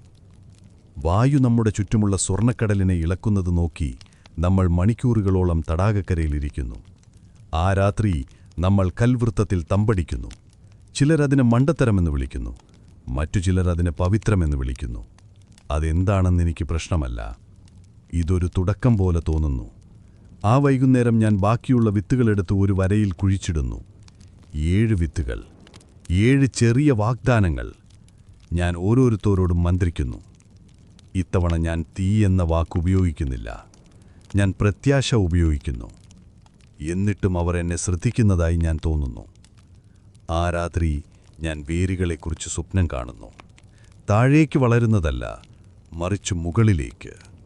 മുളകൾ വളരുന്നതിലും വേഗത്തിൽ വളരുന്നു. രാവിലെ ആവുമ്പോഴേക്കും ഓരോന്നും ആകാശത്തേക്ക് ഒരു തള്ളവിരലിൻ്റെ നീളം നീട്ടിയിരിക്കും. ചെറുതും പച്ചയും ആകാംക്ഷയുള്ളതുമായ വസ്തുക്കൾ. അത് സാധ്യമാകണമെന്നില്ല. ഇവിടത്തെ മണ്ണ് നല്ലതാണ്, അതെ, ഊഷ്മളതയും സൗമ്യവുമാണ്. പക്ഷെ കാട്ടിൽ കാര്യങ്ങൾ എത്ര സാവധാനത്തിൽ വേരുന്നു എന്ന് നമ്മൾ കണ്ടു. ഈ സസ്യങ്ങൾ അവയ്ക്ക് ആവശ്യമുണ്ടെന്ന് അവയ്ക്കറിയാം. മൂപ്പന്മാർ അസ്വസ്ഥരാണ്. ഭൂമി വിശപ്പുകൊണ്ട് മടുത്തതിൻ്റെ സൂചനയാണിതെന്ന് ഒരാൾ വാദിക്കുന്നു. സസ്യങ്ങൾ ആത്മാക്കളെ ആകർഷിക്കുമെന്ന് മറ്റൊരാൾ പെറിപെറുക്കുന്നു. വിത്തുകൾ വേഗതയാൽ ശപിക്കപ്പെട്ടിരിക്കാമെന്ന് എൻ്റെ സഹോദരൻ നിർദ്ദേശിക്കുന്നു. അത് ഒരിക്കൽ ആമയെ ഓടിക്കാൻ ശ്രമിച്ച ആൺകുട്ടിയിൽ നിന്ന് വരുന്നത് ധൈര്യമാണ്. എന്നിട്ടും ആരും അവയെ തൊടുന്നില്ല. പകൽ ഓരോ മുളയ്ക്കും സമീപം ഞങ്ങൾ ചെറിയ കല്ലുകൾ അടയാളപ്പെടുത്തുകയും തടാകത്തിൻ്റെ അരികിലെ പുല്ല് വൃത്തിയാക്കാൻ തുടങ്ങുകയും ചെയ്യുന്നു. അധികമില്ല, ഒരു ചെറിയ സ്ഥലം മാത്രം. പറയാൻ മാത്രം മതി, നമുക്ക് താമസിക്കാം. ആ ചിന്തയുള്ളവർ ഞങ്ങൾ മാത്രമല്ല. ഉച്ചയോടെ ഞങ്ങൾ വീണ്ടും പുക കാണുന്നു. പടിഞ്ഞാറ് ഭാഗത്ത് നേർത്ത നിരകൾ സ്ഥിരമായ താളത്തിൽ ഉയരുന്നു. തീയില്ല, അപകടമില്ല, പാചകം. സമീപത്ത് മറ്റുള്ളവയുമുണ്ട്. ഒരു ചർച്ച പൊട്ടിപ്പുറപ്പെടുന്നു. നമ്മൾ ഒളിച്ചിരിക്കണമോ, സമീപിക്കണമോ, മുന്നോട്ടു പോകണമോ? വോട്ടെടുപ്പ് വ്യക്തമല്ല. പുതിയ മുഖങ്ങളെ കാണാൻ നമ്മിൽ ചിലർക്ക് വളരെ ക്ഷീണമുണ്ട്. ചിലർക്ക് ഒളിച്ചിരിക്കാൻ വളരെ ജിജ്ഞാസയുമുണ്ട്. അവസാനം നമുക്ക് യോജിക്കാനാകാത്തപ്പോൾ മനുഷ്യർ എല്ലായ്പ്പോഴും ചെയ്യുന്ന കാര്യമാണ് ഞങ്ങൾ ചെയ്യുന്നത്. ഞങ്ങൾ വിട്ടുവീഴ്ച ചെയ്യുന്നു. 3 അംഗ സംഘം മുന്നോട്ടു പോകും. ഞാൻ അവരിലൊരാളാണ്. വീണുകിടക്കുന്ന ശാഖകളുടെയും പഴയ ചാരത്തിൻ്റെയും മുകളിലൂടെ ശ്രദ്ധാപൂർവം ചവിട്ടി ഞങ്ങൾ പടിഞ്ഞാറൻ മലനിരകളിലൂടെ നടക്കുന്നു. മുൻ ക്യാമ്പുകളുടെ അടയാളങ്ങൾ, പരന്ന കല്ലുകൾ, തകർന്ന ഉപകരണങ്ങൾ, നമ്മിൽ ആർക്കും കാണാനാവാത്തത്ര ചെറിയ കാൽപ്പാടുകൾ. പിന്നെ നമുക്ക് അവയെ കാണാം. വ്യത്യസ്തമായ ഒരു ഗോത്രം. അവർ വീടുകൾ നിർമ്മിച്ചിരിക്കുന്നു. ഷെൽട്ടറുകളല്ല, മെലിഞ്ഞ സ്ഥലങ്ങളല്ല, വീടുകൾ. നിലത്തു കുഴിച്ച് പുല്ലും നെയ്ത മാട്ടികളും കൊണ്ട് മൂടപ്പെട്ട താഴ്ന്നതും വീതിയുമായ ഘടനകൾ. ഒറ്റനോട്ടത്തിൽ ഗ്രാമം ഭൂമിയിലെ ഒരു തരംഗം പോലെ കാണപ്പെടുന്നു. ഭൂമി ആളുകളെ വളർത്തിയതുപോലെ. പിന്നെ ആളുകളോ? അവർ നാരുകൾ കൊണ്ട് നെയ്ത മണ്ണിൻ്റെ നിറങ്ങൾ കൊണ്ട് ചായം ചെയ്ത ട്യൂണിക്കുകൾ ധരിക്കുന്നു. അവരുടെ മുടി മണികൾ കൊണ്ട് പിന്നിയിരിക്കുന്നു. ഒന്നും അവരെ പിന്തുടരുന്നില്ല എന്ന പോലെ അവർ പതുക്കെ മനഃപൂർവ്വം നീങ്ങുന്നു. കൈകൾ നീട്ടിപ്പിടിച്ച്, കൈപ്പത്തികൾ തുറന്നുപിടിച്ച് ഞാൻ മുന്നോട്ട് നീങ്ങുന്നു. അവ ഓടുന്നില്ല. പകരം ഒരു കുട്ടി ചിരിക്കുന്നു. അതോടെ പിരിമുറുക്കം കുറയുന്നു. കട്ടിയുള്ളതും സ്വരാക്ഷരങ്ങൾ കൂടുതലുമുള്ളതുമായ വ്യത്യസ്തമായ നാവാണ് അവർ സംസാരിക്കുന്നത്. എന്നാൽ ഭക്ഷണത്തെക്കുറിച്ച് സാർവത്രികമായി എന്തോ ഉണ്ട്. നമുക്ക് തിരിച്ചറിയാൻ കഴിയാത്ത ഔഷധങ്ങൾ ചേർത്ത ആവി പാറുന്ന ഒരു മൂർച്ചയുള്ള വേരുകളുടെ പായസം അവർ ഞങ്ങൾക്ക് വാഗ്ദാനം ചെയ്യുന്നു. എൻ്റെ ചുണ്ടുകൾ വിറയ്ക്കുന്നു. പക്ഷെ അത് രുചികരമാണ്. ഞങ്ങൾ രാത്രി താമസിക്കുന്നു. ചുട്ടുപഴുത്ത കളിമണ്ണിൻ്റെ നിറവും നനഞ്ഞ പുറന്തൊലി പോലെയുള്ള കണ്ണുകളുമുള്ള അവരുടെ നേതാവ് കൈകൾ കൊണ്ട് സംസാരിക്കുന്നു. അവൾ അവരുടെ നടിയിൽക്കല്ലുകൾ ഞങ്ങൾക്ക് കാണിച്ചു തരുന്നു. വിത്തുകളിൽ തുല്യമായി ഇടാൻ ഉപയോഗിക്കുന്ന വിത്തുകളുള്ള പരന്ന കല്ലുകൾ. മിടുക്കൻ, വ്യക്തമാണ്, മാന്ത്രികമാണ്. നമ്മുടെ വിത്തുകളിലൊന്ന് ഞാൻ അവൾക്ക് കാണിച്ചു തരുന്നു. അവൾ പുഞ്ചിരിക്കുന്നു. പിന്നെ അവൾ അവളുടെ വിത്ത് ഞങ്ങൾക്ക് കാണിച്ചു തരുന്നു. അതേ ഷേപ്പ്, അതേ മാർക്കുകൾ. നമ്മൾ വളരെ നേരം പരസ്പരം ഉറ്റുനോക്കുന്നു. നമ്മുടെ കൈപ്പത്തികളിൽ ഒരേ ഭാവി പിടിച്ചുകൊണ്ട് എതിർപാതകളിലെ 2 മനുഷ്യർ. ആദ്യകാല കൃഷി പല സ്ഥലങ്ങളിൽ സ്വതന്ത്രമായി ആരംഭിച്ചതാണോ അതോ സമ്പർക്കത്തിലൂടെ വ്യാപിച്ചതാണോ എന്ന് ചരിത്രകാരന്മാർ ഇപ്പോഴും ചോദ്യം ചെയ്യുന്നു. 2 ഗോത്രങ്ങളിൽ വ്യത്യസ്തമായ വാക്കുകൾ, ഒരേ ആചാരങ്ങൾ. ഈ വിത്തുകൾ കാണുമ്പോൾ സ്വപ്നങ്ങൾക്കിടയിൽ പരക്കുന്ന മന്ത്രങ്ങളിൽ വിശ്വസിക്കാതിരിക്കാൻ പ്രയാസമാണ്. ഞങ്ങൾ പോകുന്നതിന് മുമ്പ് അവൾ എനിക്കൊരു സമ്മാനം നൽകുന്നു. ഉണങ്ങിയ പുല്ലിൽ നെയ്ത 3 ചെറിയ കല്ലുകൾ കൊണ്ട് കെട്ടിയ ഒരു മാല. ഒന്നിൽ ഒരു സർബിളമായി കൊത്തിയെടുത്തിരിക്കുന്നു. ഞാൻ അവളോട് അതിൻ്റെ അർത്ഥമെന്താണെന്ന് ചോദിക്കുന്നു. അവൾ ലളിതമായി പറയുന്നു, സമയം. സൂര്യൻ താഴേക്ക് അസ്തമിച്ച് എല്ലാം സ്വർണം വരയ്ക്കുമ്പോൾ ഞങ്ങൾ തടാകത്തിലെ ഞങ്ങളുടെ സ്വന്തം ക്യാമ്പിലേക്ക് മടങ്ങുന്നു. മുളകൾ ഉയരമുള്ളതാണ്. ഒന്നിതിനകം ഇലകൾ വിരിയുന്നുണ്ട്. കുട്ടികൾ ആർപ്പു വിളിക്കുന്നു. മൂപ്പന്മാരുപോലും വികാരഭരിതരാണെന്ന് തോന്നുന്നു. ഹൃദയമിടിപ്പ് മാത്രം. അവരിൽ ഒരാൾ പറയുന്നു, നമുക്ക് ഈ സ്ഥലത്തിന് പേരിടണം. എൻ്റെ സഹോദരൻ പറയുന്നു, ഇല ബലൂണെന്ന്. ഞങ്ങൾ അവന് നേരെ കല്ലെറിയുന്നു.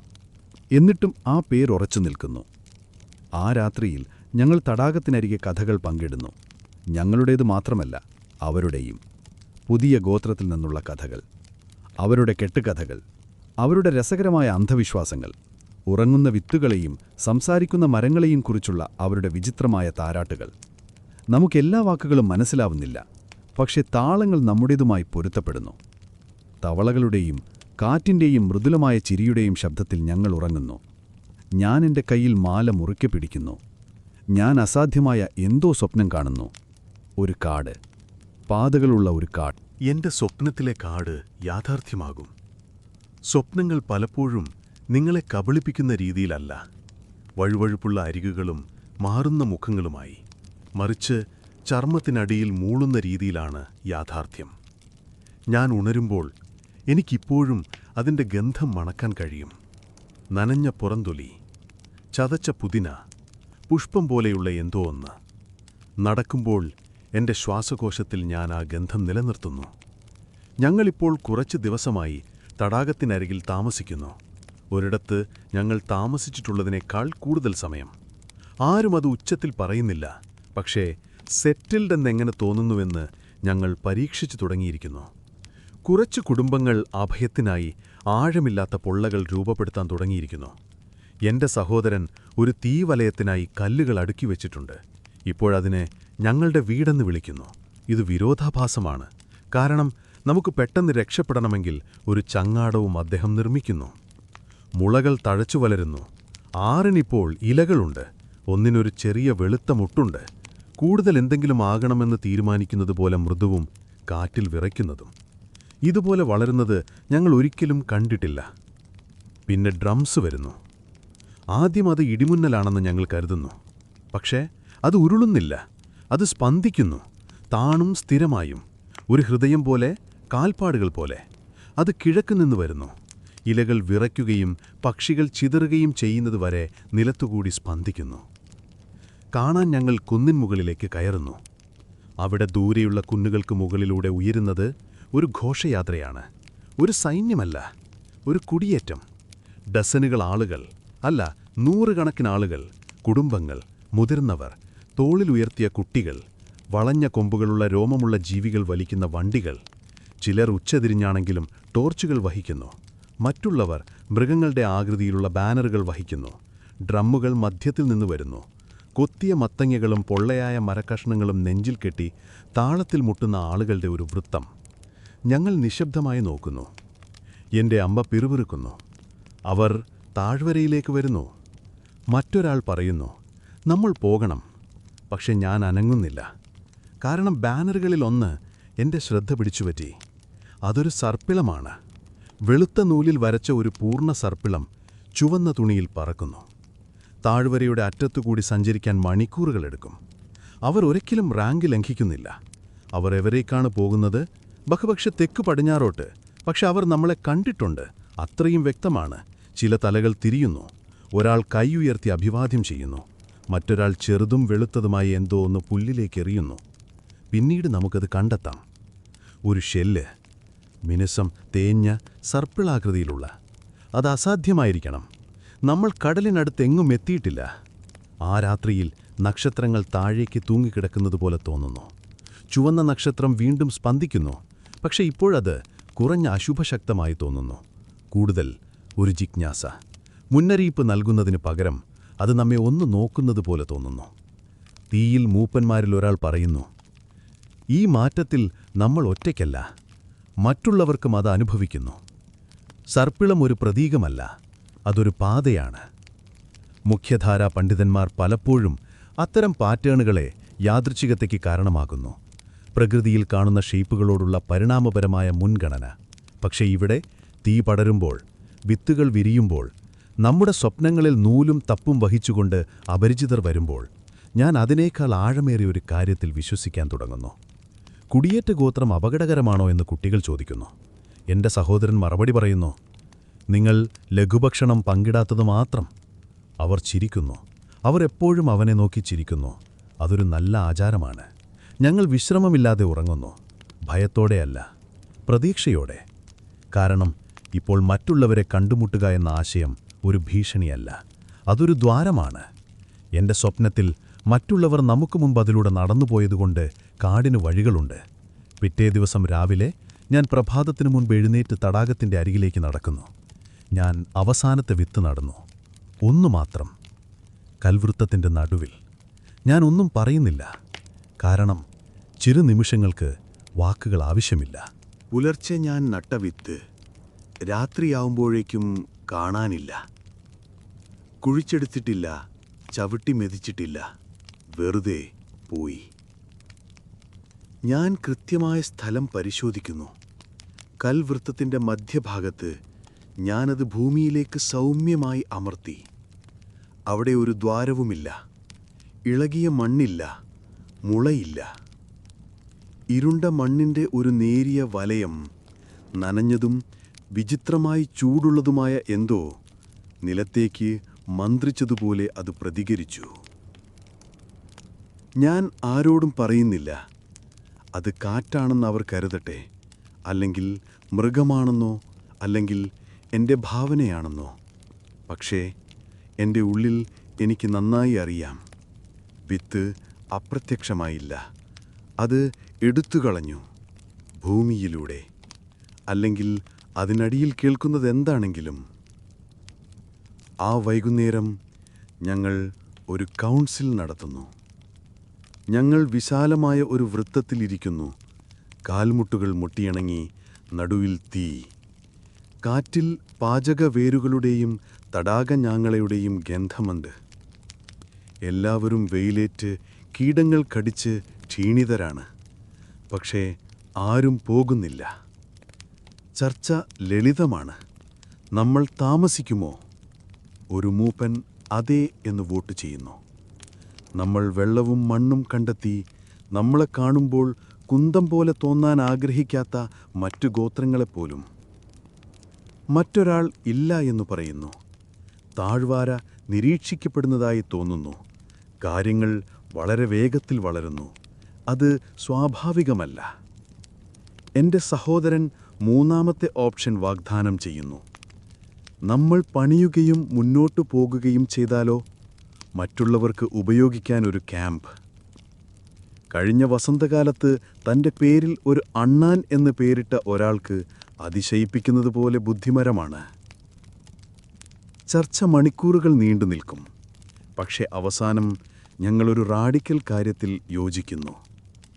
ഞങ്ങൾ ഒരു അടയാളം അവശേഷിപ്പിക്കും. പറയുന്നത് ഒന്ന്: നമ്മൾ ഇവിടെയുണ്ടായിരുന്നു. ഞങ്ങൾ നിങ്ങൾക്ക് ആശംസകൾ നേർന്നു. അതുകൊണ്ട് ഞങ്ങൾ ജോലി ആരംഭിക്കുന്നു.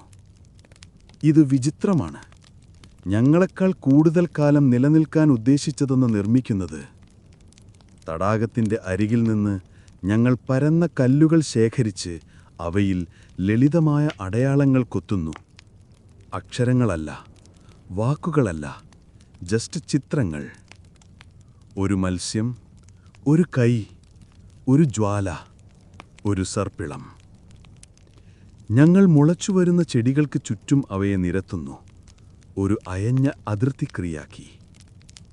ഭാവികൾക്ക് ചിത്രങ്ങൾ വായിക്കാൻ കഴിയുമോ എന്ന് ഞങ്ങൾക്കറിയില്ല. പക്ഷേ അവർക്ക് അർത്ഥം മനസ്സിലാകുമെന്ന് വിശ്വസിക്കുന്നു. മുഖ്യധാരാ പുരാവസ്തുശാസ്ത്രം ഈ ആദ്യകാല നിർമ്മിതികളെ ആചാരമണ്ഡപങ്ങളെന്നോ അല്ലെങ്കിൽ ആദിമക്ഷേത്രങ്ങളെന്നോ വിളിക്കുന്നു. പക്ഷേ ഇവിടെ നക്ഷത്രങ്ങളുടെയും തീയുടെയും മൃദുവായ അമർത്തത്തിൽ അതൊരു സമ്മാനം പോലെ തോന്നുന്നു. നമ്മുടെ പിന്നാലെ അലഞ്ഞു നടക്കുന്ന ആർക്കെങ്കിലും ഒരു ബ്രെഡ് ക്രം പാത. ചെറിയ വസ്തുക്കളും ഞങ്ങൾ കുഴിച്ചിടുന്നു. ഒരു കുട്ടിയുടെ കൊത്തിയ അസ്ഥിവിസിൽ, ഒരു ചുവന്ന ഓഖരിൻ്റെ കഷ്ണം, മുറുകെ പിണഞ്ഞ ചരട്. ഓരോന്നും ശ്രദ്ധയോടെ, ഓരോന്നും നിശബ്ദമായി. എൻ്റെ അമ്മ മണ്ണിൽ ഒരു കല്ലുപ്രതിമ സ്ഥാപിക്കുന്നു. തലമുറകളിലൂടെ കടന്നുപോയ ഒരു പഴയ ഫലഭൂയിഷ്ടി ആകർഷണം. പായൽ കൊണ്ട് മൂടുന്നതിനു മുൻപ് അവൾ അതിൻ്റെ തലയിൽ ചുംബിക്കുന്നു. ഞങ്ങൾ ശ്രമിച്ചു എന്നവരെ അറിയിക്കുക എന്നവൾ മന്ത്രിക്കുന്നു. ആർക്കറിയാം? ആ ചോദ്യം പുകയേക്കാൾ ഭാരമുള്ളതാണ്. ആ രാത്രി ഞാൻ വീണ്ടും സ്വപ്നം കാണുന്നു. പക്ഷേ ഇത്തവണ അത് കാടോ സർപ്പിളമോ അല്ല. അതൊരു വ്യക്തിയാണ്. ഞാൻ മനസ്സിലാക്കാത്ത വസ്ത്രങ്ങൾ അവർ ധരിക്കുന്നു. അവരുടെ മുടി ഞാൻ ഒരിക്കലും കണ്ടിട്ടില്ലാത്ത വിധത്തിൽ ബന്ധിക്കപ്പെട്ടിരിക്കുന്നു. അവർ ഞങ്ങളുടെ വൃത്തത്തിൽ മുട്ടുകുത്തി ഞങ്ങളുടെ കല്ലുകളിൽ നിന്ന് അഴുക്ക് നീക്കം ചെയ്യുന്നു. അവർ പുഞ്ചിരിക്കുന്നു. ഞങ്ങളെ മനസ്സിലാക്കുന്നതുകൊണ്ടല്ല, പക്ഷേ അവരെന്തോ തിരിച്ചറിയുന്നതുകൊണ്ടാണ്. വിത്തുകൾ നിറച്ച ഒരു ബാഗുമായി അവർ പോകുന്നു. ഞാൻ ഉണരുമ്പോൾ പ്രഭാതത്തിന് വളരെ വലുതായി തോന്നുന്ന ഒരു വ്യക്തതയോടെ ഞാൻ മനസ്സിലാക്കുന്നു, നമ്മൾ അഭയം പണിയുകയല്ല, നമ്മൾ ഓർമ്മകൾ കെട്ടുപടുക്കുകയാണ്. നമ്മൾ നമ്മുടെ കഥ മണ്ണിൽ നടുകയാണ്.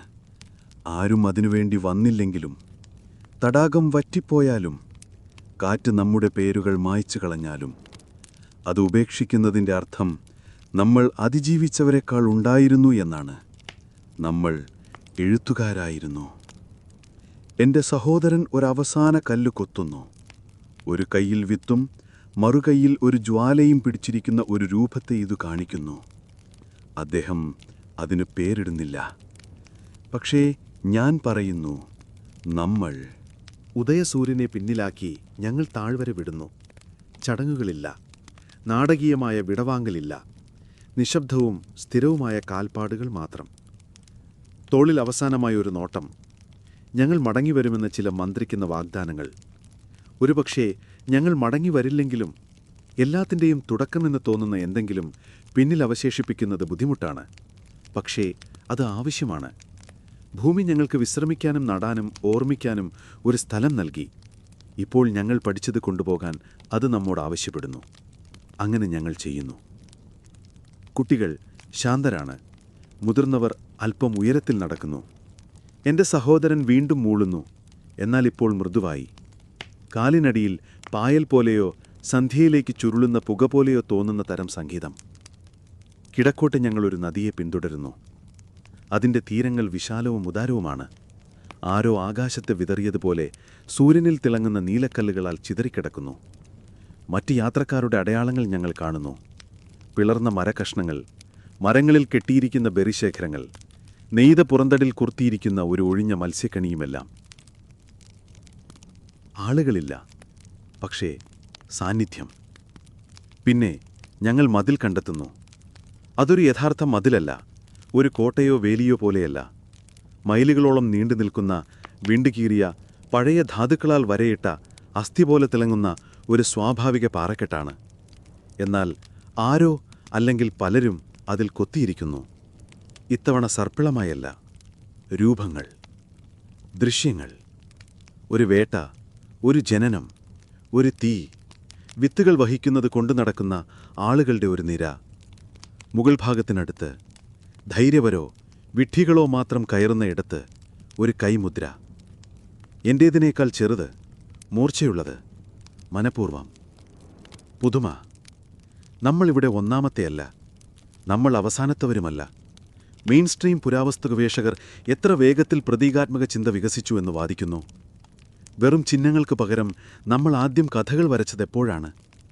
ഞാനിവിടെ ഉണ്ടായിരുന്നു എന്നതിൽ നിന്നും ഇതാണ് ഞാൻ എന്നതിലേക്ക് നമ്മൾ എപ്പോഴാണ് മാറിയത്? ആർക്കും ഉറപ്പില്ല. പക്ഷേ ഇവിടെ ഈ ശിലാമുഖരേഖയ്ക്ക് മുൻപ് നമുക്കെല്ലാവർക്കും അത് അനുഭവപ്പെടുന്നു. വംശപരമ്പരയുടെ ആ മന്ത്രണം. മതിലിനടുത്ത് ഞങ്ങൾ തമ്പടിക്കുന്നു. ആരോ, ഒരുപക്ഷെ എൻ്റെ സഹോദരൻ, അതിനെ എക്കോ സ്റ്റോൺ എന്ന് വിളിക്കാൻ തുടങ്ങുന്നു. കാരണം അതിനടുത്ത് നിന്ന് സംസാരിക്കുമ്പോൾ ശബ്ദം അയച്ചതിനേക്കാണ് പതുക്കിയെ തിരിച്ചു വരുന്നുള്ളൂ. മതിൽ മനസ്സിലാക്കാൻ ശ്രമിക്കുന്നത് പോലെ. ആ രാത്രിയിൽ ഞങ്ങൾ വീണ്ടും കഥകൾ പറയുന്നു. എന്താണ് സംഭവിച്ചതെന്ന് മാത്രമല്ല, എന്തായിരിക്കുമെന്നും. താഴ്വരയിലേക്ക് മടങ്ങി വരുമ്പോൾ മുളകൾ ഉയരത്തിൽ വളരുന്നു കണ്ടെത്തുകയും നമ്മുടെ പാറ്റേണുകളിൽ സംസാരിക്കുന്ന, നമ്മുടെ തമാശകൾ കേട്ടുചിരിക്കുന്ന, നമ്മുടെ താളത്തിനൊത്ത തീജ്വാലയിൽ നൃത്തം ചെയ്യുന്ന പുതിയ കുടുംബങ്ങളെ തണലാക്കുകയും ചെയ്യുന്ന ഒരു ഭാവി. ഓർമ്മ മണ്ണാണെന്നും ചിരി മഴയാണെന്നുമുള്ള ഒരു സ്ഥലം. എൻ്റെ അമ്മ സ്ഥിരമായ അഭയത്തെക്കുറിച്ച് ഉറക്കെ സ്വപ്നം കാണുന്നു. കല്ലുമതിലുകൾ, ഓലമേഞ്ഞ മേൽക്കുരകൾ, നെയ്ത തറകൾ. തീയെ ഒരിക്കലും മങ്ങാത്ത വെളിച്ചമാക്കാൻ കഴിയുമോ എന്ന് എൻ്റെ സഹോദരി ചിന്തിക്കുന്നു. തവളകളെ യോജിപ്പിൽ പാടാൻ പരിശീലിപ്പിക്കാൻ എൻ്റെ സഹോദരൻ ആഗ്രഹിക്കുന്നു. അവൻ മിക്കവാറും അവഗണിക്കപ്പെടുന്നു. ഞാൻ പലപ്പോഴും ചെയ്യുന്നതുപോലെ ഞാൻ മാറിയിരുന്ന് എൻ്റെ കണ്ണുകൾ കൊണ്ട് കൊത്തിയിരിക്കുന്ന കൈമുദ്രയുടെ അടയാളങ്ങൾ കണ്ടെത്തുന്നു. അത് വലുതല്ല, പക്ഷേ അത് സമയത്തിൻ്റെ പൂർണ്ണമായ ആശയത്തെയും ഉൾക്കൊള്ളുന്നു. നമ്മൾ ഒറ്റയ്ക്കല്ല, ഭൂതകാലത്തിലുമല്ല. ഉറങ്ങുന്നതിനു മുൻപ് ഞാൻ നദിയിലേക്കിറങ്ങി എൻ്റെ കൈകളിലെ ചുവന്ന കളിമണ്ണിൻ്റെ അവസാനത്തെ ഭാഗം കഴുകുന്നു. ആഴം കുറഞ്ഞ സ്ഥലങ്ങളിൽ നിന്നും ഒരു മത്സ്യം എന്നെ നോക്കിക്കാണുന്നു. ഞാൻ കാണുന്നു. വരയിട്ട, തടിച്ച, ചലനമില്ലാത്ത. ഞാൻ അടുത്തേക്ക് ചാഞ്ഞാൽ അത് അനങ്ങുന്നില്ല. ഞാൻ അതിനോട് മന്ത്രിക്കുന്നു. നീയും കഥയുടെ ഭാഗമാണ്. അത് മിന്നിമറയുന്നു, നീന്തി നീങ്ങുന്നു. ഞാൻ ക്യാമ്പിലേക്ക് മടങ്ങുമ്പോൾ കാറ്റുയരുന്നു. തണുപ്പില്ല, മൂർച്ചയില്ല. നമ്മളതിനെ പിടിച്ചു നിർത്താൻ ശ്രമിക്കുമ്പോഴും ലോകം ഇപ്പോഴും നീങ്ങുന്നു എന്നെന്നെ ഓർമ്മിപ്പിക്കാൻ അത് മതിയാകുന്നു. ഞാൻ ഉറങ്ങാൻ പോകുമ്പോൾ എനിക്കൊരു സാന്നിധ്യം തോന്നുന്നു. ഭയമല്ല, ഭീഷണിയല്ല, ശ്രദ്ധ മാത്രം. വിശാലമായി എന്തോ ഒന്ന് ശ്രദ്ധിക്കുന്നത് പോലെ. ഒരുപക്ഷേ അവസാനം മനസ്സിലാക്കാൻ തുടങ്ങിയേക്കാം. ഇപ്പോൾ നമ്മുടെ യാത്ര തീരുമാനത്തേക്കാൾ താളാത്മകമാണ്. ഉണരുക, നടക്കുക, ഒത്തുചേരുക, വിശ്രമിക്കുക, ആവർത്തിക്കുക. ഇപ്പോൾ നമ്മൾ ഭാരം കുറഞ്ഞാണ് സഞ്ചരിക്കുന്നത്. ഭാരത്തിൽ മാത്രമല്ല, ചിന്തയിലും.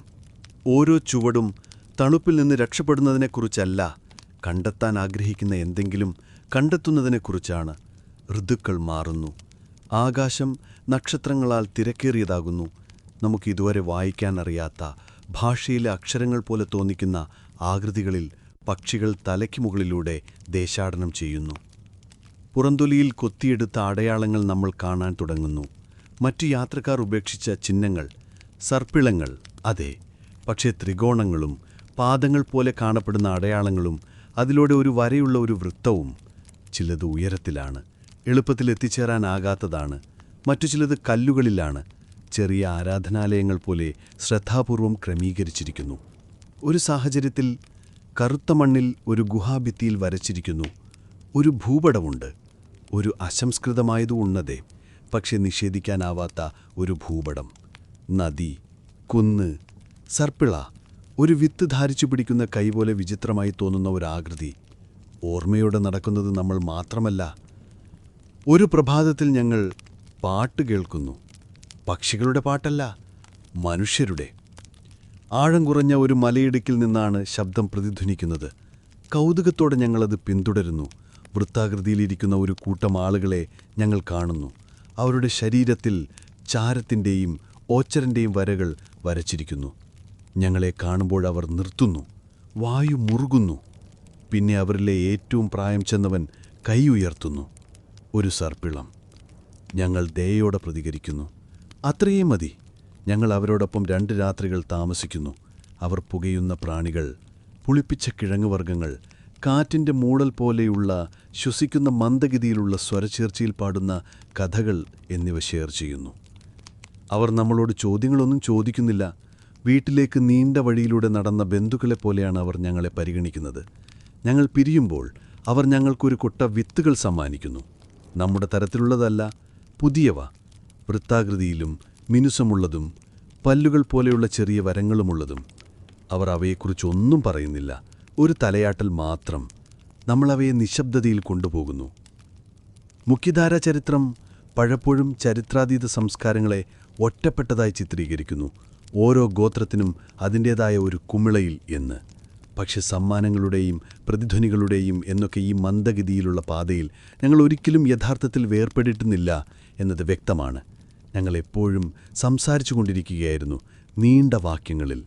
മുന്നോട്ടു പോകുമ്പോൾ ഞങ്ങളൊരു കുന്നിൻ ചെരുവിൻ്റെ അടിത്തട്ടിലെത്തുന്നു. തകർന്ന പല്ലുകൾ പോലെ മൂർച്ചയുള്ളതും കൂർത്തതുമാണ്, പക്ഷെ വിചിത്രമായി മനോഹരവുമാണ്. മരങ്ങൾ നേർക്കുന്നു. വായു വീണ്ടും തണുക്കുന്നു.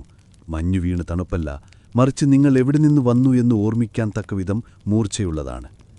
ആദ്യ കുന്നിൻ്റെ മുകളിൽ ഞങ്ങൾ നിർത്തുന്നു. കടൽ കാണുന്നു. വിശാലമായ നീല അനന്തമായ സൂര്യപ്രകാശത്താൽ തിളങ്ങുന്ന. കാറ്റ് ഉപ്പും ആഴമേറി എന്തോ ഒന്ന് വഹിക്കുന്നു. എല്ലാത്തിൻ്റെയും തുടക്കം പോലെ തോന്നുന്ന ഒരു പുരാതന സുഗന്ധം. വളരെ കാലം ഞങ്ങൾ വെറുതെ നിൽക്കുന്നു. ഞങ്ങളിൽ ചിലർ കരയുന്നു. ഒരു കുട്ടി ചോദിക്കുന്നു, ഇതെവിടെയെങ്കിലും അവസാനിക്കുമോ? നാമെല്ലാം ഇല്ല എന്ന് പറയുന്നു. കാരണം അതെങ്ങനെ കഴിയും? ലോകത്തിൻ്റെ അറ്റത്ത് ഞങ്ങൾ അവിടെ ക്യാമ്പ് ചെയ്യുന്നു. ഞങ്ങളൊരു ആരാധനാലയം പിണിയുന്നില്ല, തീവലയമില്ല. ചൂടുള്ള കല്ലിൽ കിടന്ന് വെള്ളം ശ്വസിക്കുന്നത് കാണുക. തമാശ പറയുന്ന എൻ്റെ സഹോദരൻ പോലും ഒന്നും പറയുന്നില്ല. അവസാനം അവൻ പിറുപിറുക്കുന്നത്, ഇതാണ്, ഇത് എന്നേക്ക് ഇങ്ങനെയായിരിക്കും. അവൻ പറഞ്ഞത് ശരിയാണ്. ആ രാത്രിയിൽ ഞാൻ പുതിയ വിത്തുകളിലൊന്നെടുത്ത് തിരമാലയിലേക്കെറിയുന്നു. അത് പൊങ്ങുന്നു, ഒരിക്കൽ കറങ്ങുന്നു, അപ്രത്യക്ഷമാകുന്നു. ഞാൻ പുഞ്ചിരിക്കുന്നു. അതതിൻ്റെ സ്ഥാനം കണ്ടെത്തട്ടെ. മുകളിലുള്ള നക്ഷത്രങ്ങൾ ഞാൻ കണ്ടിട്ടുള്ളതിനേക്കാളും കൂടുതൽ തിളക്കമുള്ളതാണ്. ചുവപ്പ് വീണ്ടും സ്പന്ദിക്കുന്നു. ഇപ്പോൾ സൗമ്യമായി, സംതൃപ്തനായതുപോലെ. ഞാൻ എളുപ്പത്തിൽ ഉറങ്ങുന്നു. ബോട്ടുകളെക്കുറിച്ച് സ്വപ്നം കാണും. ഒരു പ്രത്യേക ആഗ്രഹത്തിൻ്റെ പേരിലാണ് ഞങ്ങൾ റാഫ്റ്റ് നിർമ്മിക്കുന്നത്. ഇതൊരു പദ്ധതിയുടെയും ഭാഗമല്ല. വോട്ടെടുപ്പില്ല, മൂപ്പൻ്റെ നിർദ്ദേശമില്ല, എൻ്റെ സഹോദരനിൽ നിന്ന് നാടകീയമായ ഒരു പ്രസംഗം പോലുമില്ല. ഇത് അസാധാരണമാണ്. ഞങ്ങൾ ആരംഭിക്കുന്നു. ഒരാൾ തീരത്ത് നിന്ന് ഡ്രിഫ്റ്റ് വുഡ് വലിച്ചെടുക്കുന്നു. മറ്റൊരാൾ കയറിനായി പുറന്തൊലി കളയുന്നു. താമസിയാതെ ക്യാമ്പിൻ്റെ പകുതിയും കെട്ടുകൾ കെട്ടുന്നു, മരക്കഷ്ണങ്ങളിടുന്നു, ഞാണുകൾ നെയ്യുന്നു. ഇത് കടലിന് അനുയോജ്യമല്ല, ശരിക്കുമല്ല. പെരുമാറാൻ ആഗ്രഹിക്കുന്ന ഒരു ഫ്ലോട്ടിംഗ് പ്ലാറ്റ്ഫോം പോലെയാണ്. പക്ഷേ അത് ശരിയാണെന്ന് തോന്നുന്നു. ഞങ്ങൾ അതിൽ നിന്ന് പോകാൻ പദ്ധതിയിടുന്നില്ല. എന്തായാലും നമ്മളെല്ലാവരുമല്ല, ജസ്റ്റ് ഒരു സ്കൗട്ട് പാർട്ടി. ഞങ്ങളുടെ ഏറ്റവും ശക്തരും വേഗതയുള്ളവരുമായ 3 ഇനങ്ങൾ. അവർ തെക്കോട്ട് ഒഴുക്കിനെ പിന്തുടരും. തീരത്ത് കെട്ടിപ്പിടിച്ച് മറ്റ് സുരക്ഷിത സ്ഥലങ്ങൾക്കായി, മുളയ്ക്കുന്ന വിത്തുകളുള്ളതുപോലെയുള്ള മറ്റ് താഴ്വരകൾക്കായി തിരയും. അല്ലെങ്കിൽ മുൻപ് വന്നവരെ കണ്ടെത്താൻ. ചങ്ങാടം പൂർത്തിയാകുമ്പോൾ കാറ്റ് മാറുന്നു. കഠിനമല്ല, അടിയന്തരമല്ല, വ്യത്യസ്തമാണ്. ഒരു കർട്ടൻ ഉയർത്തുന്നതുപോലെ. പുലർച്ചെ പാറകളിൽ കാണാൻ ഞങ്ങളിൽ ചിലർ ഒത്തുകൂടുന്നു. പ്രഭാത വെളിച്ചത്തിൽ കടൽ പിങ്ക് നിറത്തിൽ തിളങ്ങുന്നു. റാഫ്റ്റ് സൗമ്യമായി ആടിയുലയുന്നു. വേലിയേറ്റത്തിൽ വലിച്ചെടുക്കപ്പെടുകയും ആടുകയും ചെയ്യുന്നു. സ്കൗട്ട് സംഘം കപ്പലിൽ കയറുന്നു. അവരിൽ ഒരാൾ ഭിത്ത് സ്ത്രീ എനിക്ക് നൽകിയ സർപ്പിള കല്ലുമാല ധരിക്കുന്നു. അവൾ അതിൽ ഒരിക്കൽ സ്പർശിക്കുന്നു, പിന്നെ എന്നെ നോക്കുന്നു. നിങ്ങളുടെ കഥ വളർന്നുകൊണ്ടിരിക്കുന്നു, നിങ്ങളില്ലാത്തിടത്ത് പോലും. പിന്നെ അവർ തള്ളി നീങ്ങുന്നു. വെള്ളം അവരെ നാടകീയതയില്ലാതെ സ്വീകരിക്കുന്നു. തിരമാലകളില്ല, കൊടുങ്കാറ്റില്ല, നിശ്ചലതയും മൃദുലതയും മാത്രം. ബാക്കിയുള്ളവർ മുകളിലെ പാറക്കെട്ടിൽ തുടരുന്നു, കാണുന്നു, കാത്തിരിക്കുന്നു, പ്രതീക്ഷയോടെ. ആ ദിവസം രാവിലെ ഞങ്ങൾ വീണ്ടും സർപ്പിളം വരയ്ക്കുന്നു. ഇത്തവണ പാറയുടെ മുഖത്ത് വലിയതും ആഴം കുറഞ്ഞതുമായി കരികൊത്തിയെടുത്തതും വിരലുകൾ അമർത്തിപ്പിടിച്ചതുമായ സർപ്പിളം. സർപ്പിളത്തിനുള്ളിൽ ചെറിയ ചിഹ്നങ്ങൾ സ്ഥാപിക്കുന്നു. തീ, വിത്ത്, കൈ, സൂര്യൻ. അടുത്തതിവിടെ നിൽക്കുന്നവർക്കുള്ള ഞങ്ങളുടെ സന്ദേശം. ഞങ്ങൾ ഈ വഴി കടന്നുപോയി. ഞങ്ങൾ കഥകൾ വഹിച്ചു. ഞങ്ങൾ പ്രതീക്ഷ നട്ടു. പിന്നെ ഒരു ആഡംബരവുമില്ലാതെ ഞങ്ങൾ വീണ്ടും നടക്കാൻ തുടങ്ങുന്നു. വഴിതെറ്റിപ്പോയതുകൊണ്ടല്ല, പക്ഷേ വഴിനടത്തം ഞങ്ങളുടെ ഭാഷയായി മാറിയതുകൊണ്ടാണ്. കാടിപ്പോൾ പച്ചപ്പോടെയും സമ്പന്നമായും തിരിച്ചെത്തിയിരിക്കുന്നു. കാട്ടുള്ളി വീണ്ടും പച്ചപ്പോടെയും സമ്പന്നമായും ഞങ്ങൾ കാണുന്നു. ഒരു മാൻകൂട്ടം ഞങ്ങളുടെ അടുത്തേക്ക് നിശബ്ദമായി നീങ്ങുന്നു, ശല്യപ്പെടുത്താതെ. ഇക്കാലത്ത് ആകാശം അതിൻ്റെ നീലനിറം നിലനിർത്തുന്നു. തവളകൾ പോലും കുറച്ചുകൂടെ സംഘടിതമായി തോന്നുന്നു. ഒരു വൈകുന്നേരം ഞങ്ങളൊരു നദീതീരത്ത് വിശ്രമിക്കാൻ നിൽക്കുമ്പോൾ എൻ്റെ സഹോദരൻ ചെളിയിൽ പകുതി കുഴിച്ചിരിക്കുന്ന ഒരു കല്ല് കാണുന്നു. അതിലൊരു സർപ്പിളമുണ്ട്, ആഴത്തിൽ കൊത്തിയെടുത്തത്. വൃദ്ധൻ, നമ്മളെക്കാൾ പഴയത്. അവൻ ചിരിക്കുന്നു, കാരണം അവൻ പറയുന്നത് ശരിയാണ്. കാരണം അതാണ് ഏറ്റവും നല്ല ഭാഗം. ഞങ്ങളിപ്പോൾ ഒരു ലൂപ്പിൻ്റെ ഭാഗമാണ്. ഓരോ ചുവടും, ഓരോ മുളപ്പും, ഓരോ പാട്ടും മുഴങ്ങുന്നുവെന്ന് വികസിക്കുന്ന ഒരു വൃത്തം. നിങ്ങൾക്ക് ഓർമ്മയില്ലാത്തതും എന്നാൽ ഇപ്പോഴും എങ്ങനെയോ അനുഭവിക്കുന്നതുമായ ഒരു ഭാഷയിൽ. ആ രാത്രി നക്ഷത്രങ്ങൾക്കടിൽ തീയില്ലാതെ ഞങ്ങൾ ഉറങ്ങുന്നു. മരങ്ങളുടെ നിശബ്ദത മാത്രം, എഴുതിക്കൊണ്ടിരിക്കുന്ന ഒരു കഥയുടെ ശബ്ദവും. ഇപ്പോൾ നമുക്ക് താൽക്കാലികമായി നിർത്താം.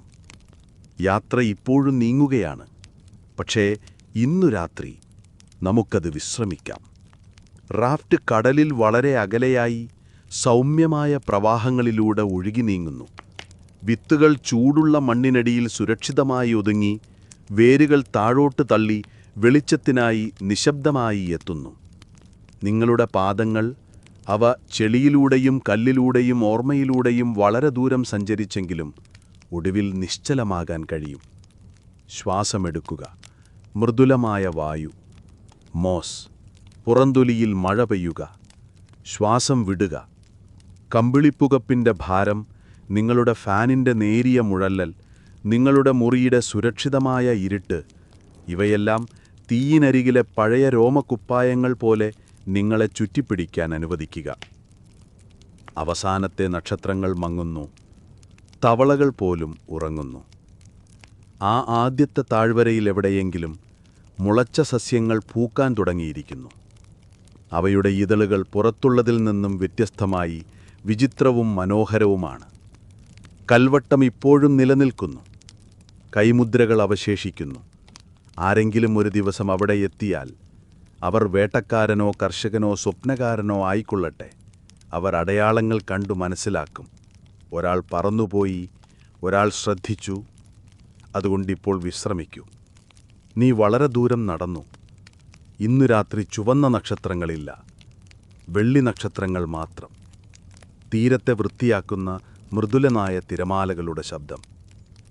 കണ്ണുകളടയ്ക്കുക. നീ ഒരു സർപ്പിളത്തിൻ്റെ ഭാഗമാണ്. നീ എപ്പോഴും അങ്ങനെയായിരുന്നു. നീ എപ്പോഴും അങ്ങനെ തന്നെയായിരിക്കും.